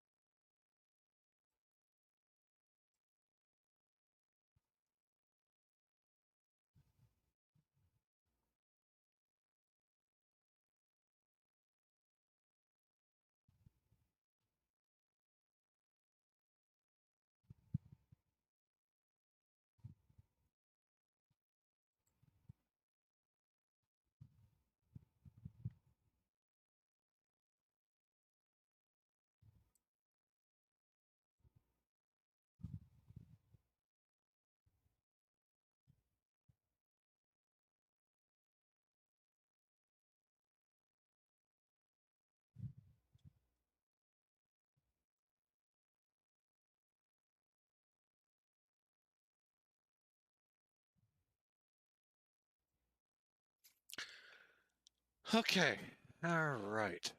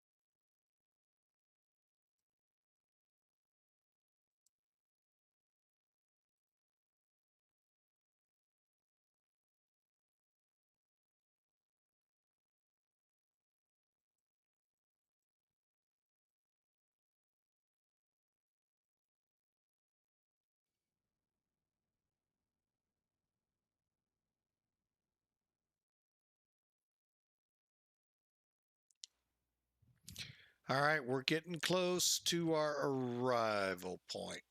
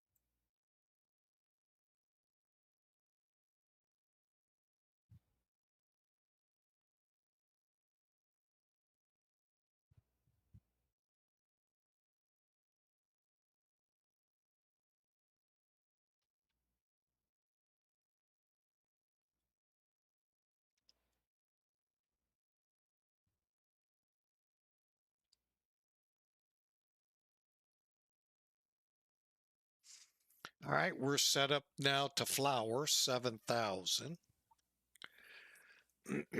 And I can see the cloud deck now that we're going to deal with. And we'll see how they, 18 minutes ago, new weather. Temperature 14, winds are still calm. We'll keep what we got. 10-mile visibility, so good. 38, we went up a couple hundred feet. Medium. Actually, I said, we'll go medium. So yeah, the weather is looking a lot better. See if the ATISs have changed. They are. Mike is the number and still 2 weights. Good deal.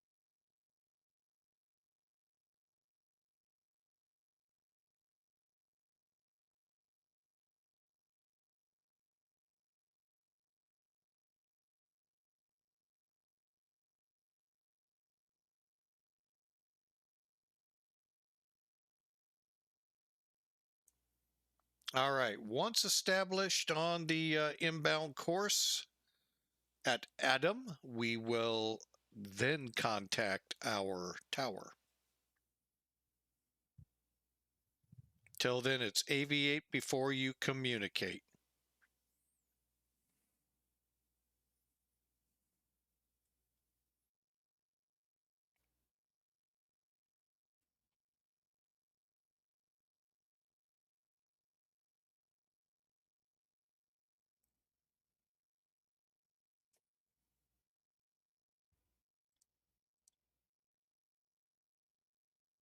Okay, it's 13 miles. Let's go ahead, set that up.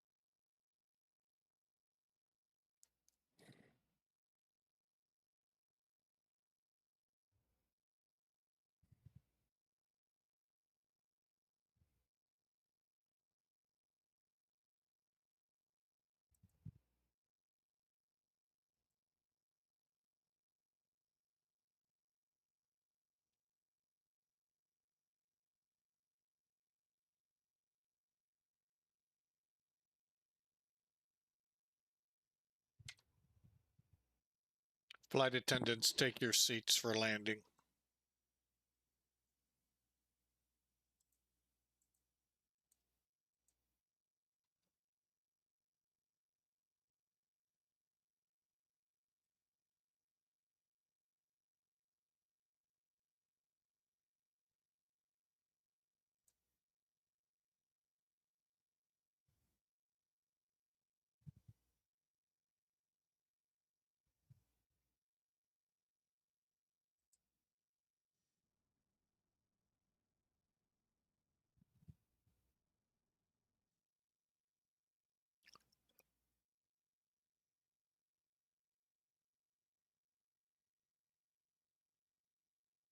All right, who do we got to contend with into here?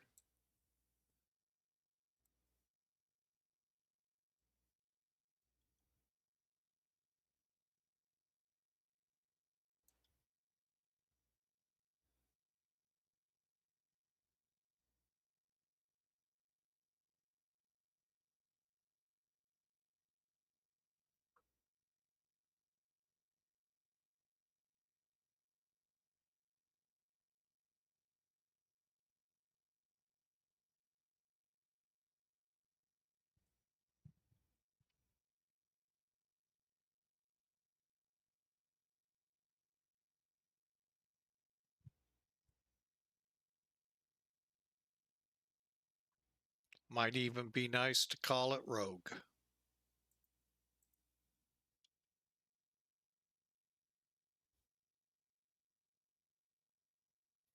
Portland Tower, Redwood 1387, just about over Rogue inbound the RNAV for 28 left.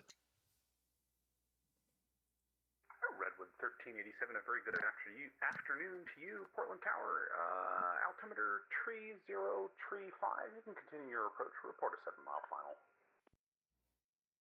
Understand, continue approach, report 6-mile final, Redwood 1387.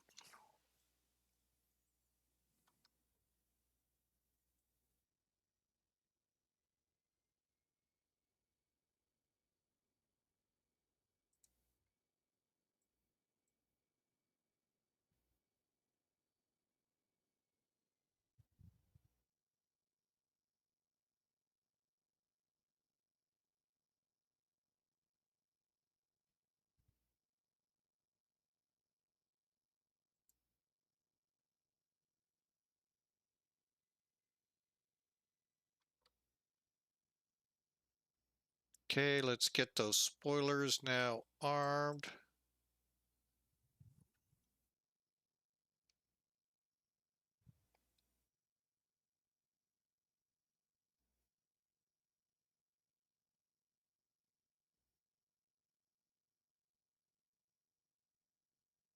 Looks like we're not gonna have any indications.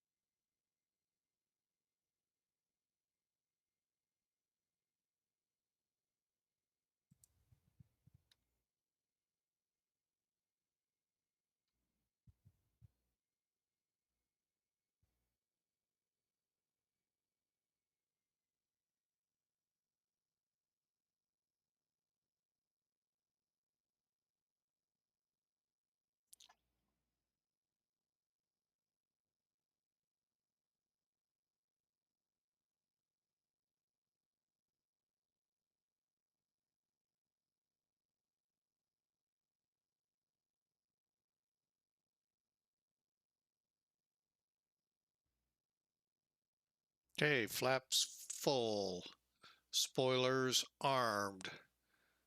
One more time for the cabin.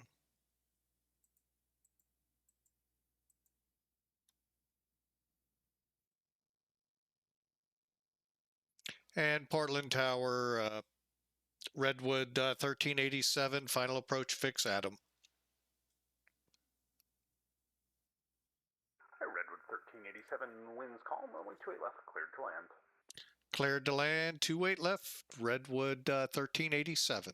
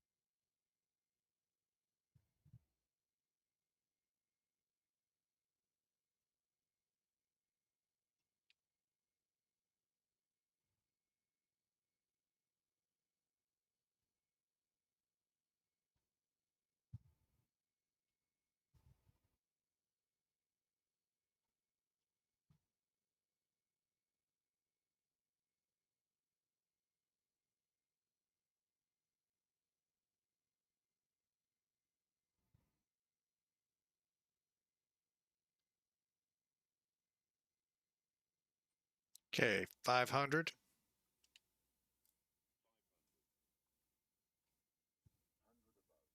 Landing.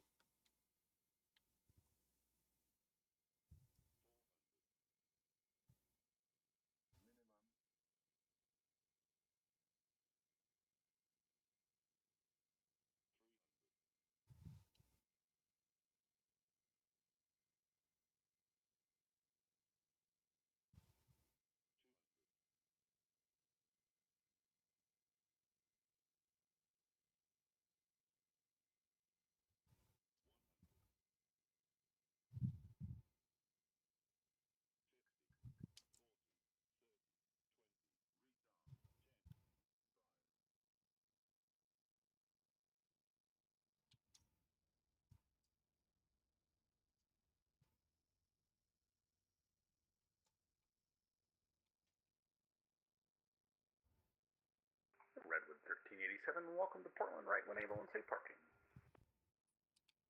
Oh, not sure where to park. I can't find any information where they would have parked.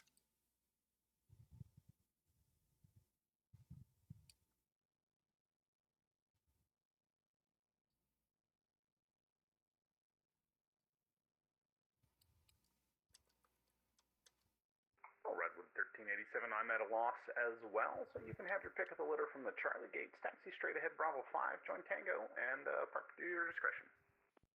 Straight ahead, Charlie Charlie Gates via Tango. We'll choose one. There's so many to choose from. I'm not sure which one.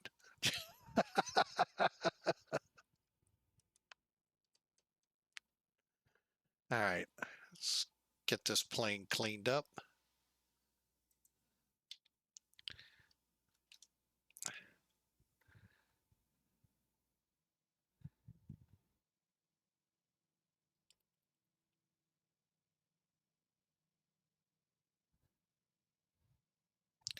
And spoilers down. Tower, Alaska 2260, 10-mile final for 28 left. Alaska 20. Good afternoon, Portland Tower. Portland altimeter 3035. Continue your approach. Report a 7-mile final. 3035, I'll report a 7-mile final, Alaska 2260.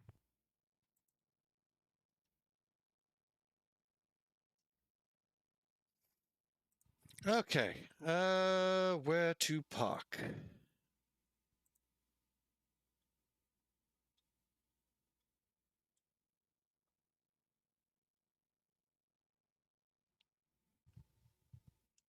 Let's see if FAMSIS has anything for us. Nope. We'll take the next gate.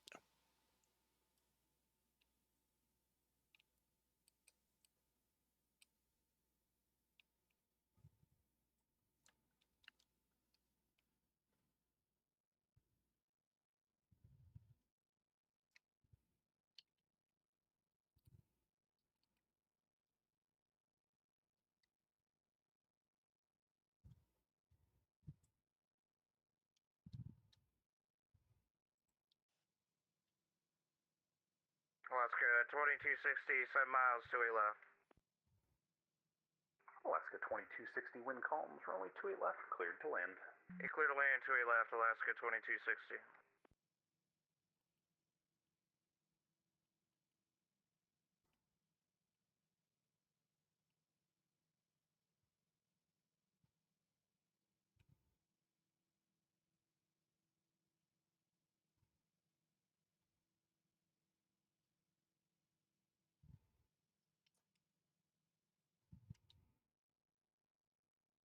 Okay, let's shut this pup down. Oh, we forgot to turn the radars off. Dang it.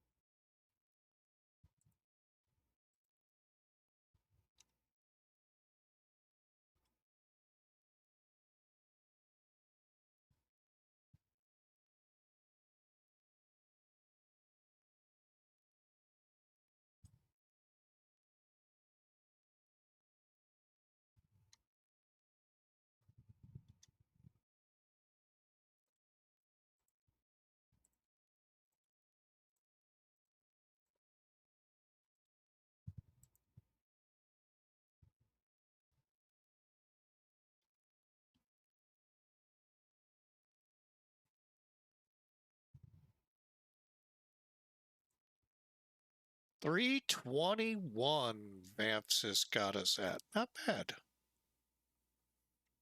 And we'll see how the others did. Get that filed here.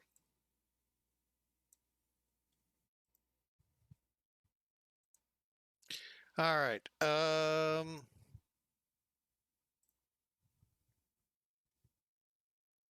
Now I'll parking brake off.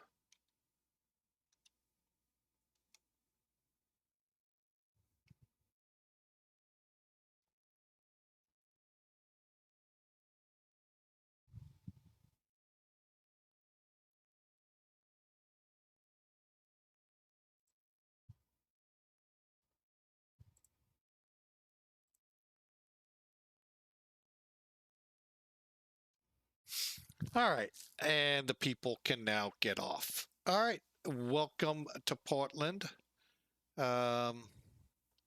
Somebody's on final. Let's take a look at that real quick.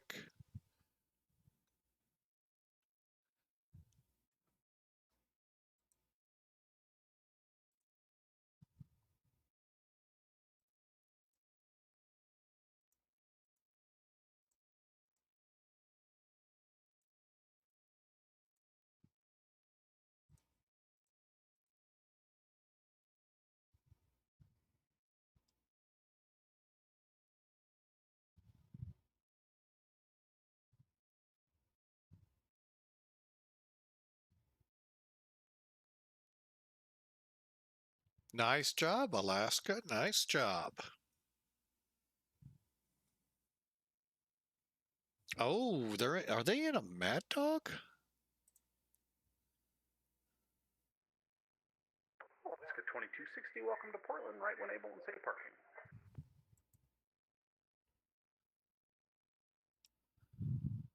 I'll go to Bravo 7, Alaska 2260.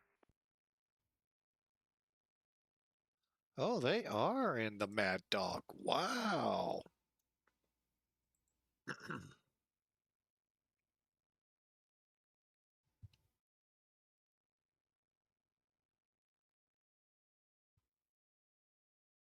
Okay, that was fun. Yeah, brakes are still hot. Alaska 2260, I kind of figured you'd be down there at those Bravo gates. You seem to like them, so taxi Bravo Tango all the way home. Bravo Tango, Alaska 2260. Okay, let's get back to what we were doing here. Let's get the overlay out of here so it doesn't obstruct our view. We'll do Elevatech first. Hopefully I'm not showing this off too early. Here's our route. How'd I just do what I did? Oh, there it is. There's the ATIS, by the way. Now Oscar 3800. That's what we came in under.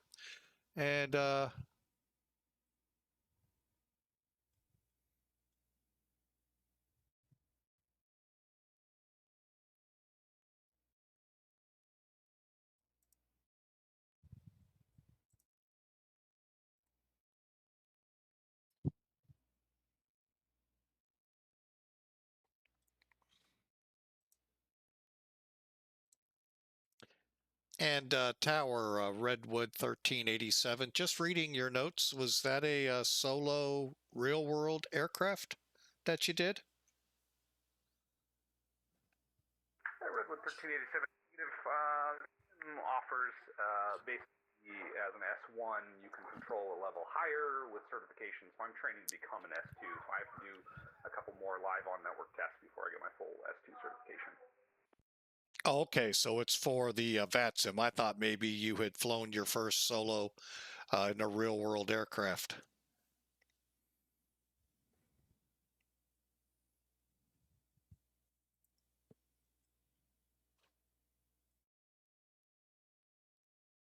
Negative, just working on my tower certification.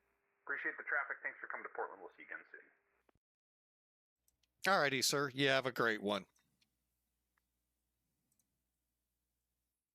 Yeah, when you read his notes, it looked like he had soloed in possibly a real air. I was going to congratulate him. So that's a really big feat. Anyway, let's get back to what we were doing. All right, so here's the airplane, 318, 124. Hey, those are perfect numbers. 1 points. What? It didn't land that hard.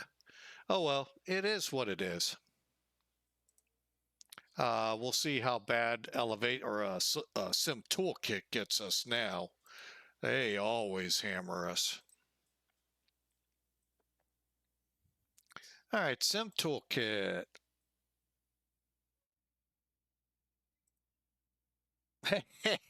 Now that's kind of what I was thinking. 177 there. I mean, granted, I think still a little hot, but hey, we'll take it. Let's complete the flight.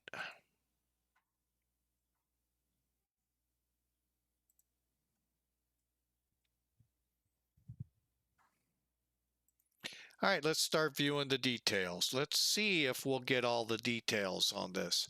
Again, there's our basics, hour and 45-minute flight, almost, well, 480 miles, 3,500 kilograms of fuel. Here's hopefully how it broke down. It'll probably tell us we should have landed on the other runway. Oh, no. Whoa. All right, well, I am going to tell you right now, I love it. Even though we're 20 feet off the center line, we hit right in the visual aiming cue, and I thought we would. Even though when I felt the bump on the ground, I felt like we were up here. Looks like, unless maps don't match up 100%, we nailed it right in the landing area. Love it. Pitch was 8.3.2 for that. Man, that little bit of a 4-knot crosswind was giving us a little push there. I'm like, what is going on here? So, but still 1.8 G's still, man. All right. A319 with high fidelity sound modeling. Okay, I don't know what all that meant, but okay. All right, so there you have it, folks. What a fun day here in Portland. We'll go ahead, disconnect. And, oh, I know what I wanted to see. What kind of points did we get for this flight?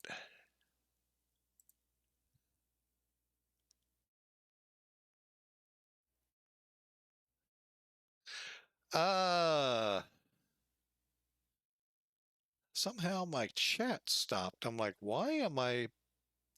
There we go. All right, much better. Close that out.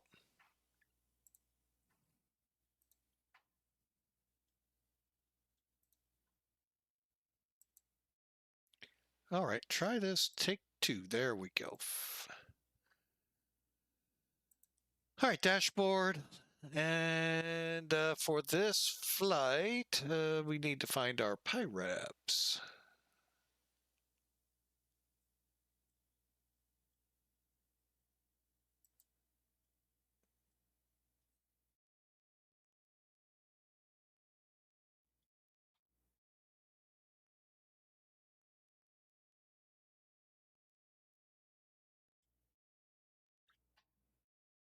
So we got 210 points.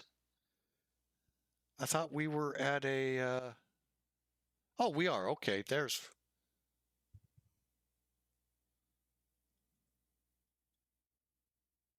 I'm confused. 420. Okay. I'm like, how did we end up with 210 points with almost 210 points prior to it?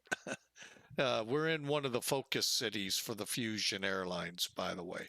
So that was awesome. That was a fun flight. You know what?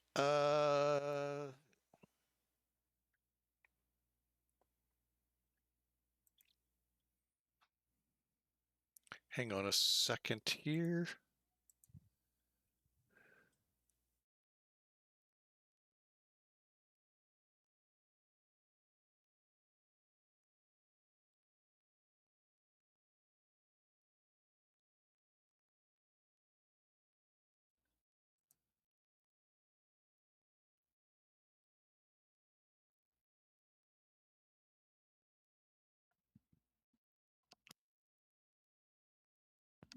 Oh, all right.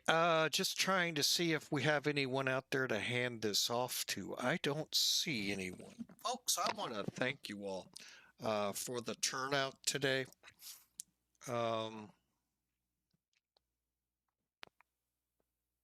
Also trying to see if we just might be able to eke enough. No, we can't. Not with what we have ahead of us tonight. No, I better not. So let's go ahead, call this. This was a great flight. Good day behind the stick. And I am going to give you all another look at Portland Airport. Neat little airport. It's a big airport. But anyway, I hope you all have a fantastic rest of your Monday. And tomorrow, there'll be no stream tomorrow. If there is one, it would be in the evening, which probably I won't be able to do. Same with Wednesday and Thursday. Well, Thursday, I may be able to try to pop one at night.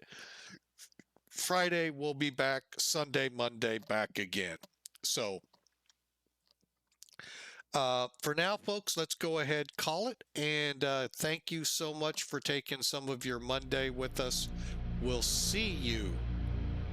If we're able to get a flight in these next 3 days I work, great. If not, we'll see you for sure Friday. God bless you all.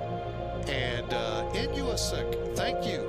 Thank you so much for the 50 bits. It's Boken Bruce. Thank you for the follow. And thank you to everyone who turned out today. Great stream, great flight, great control here at Portland. We will see you next time. God bless.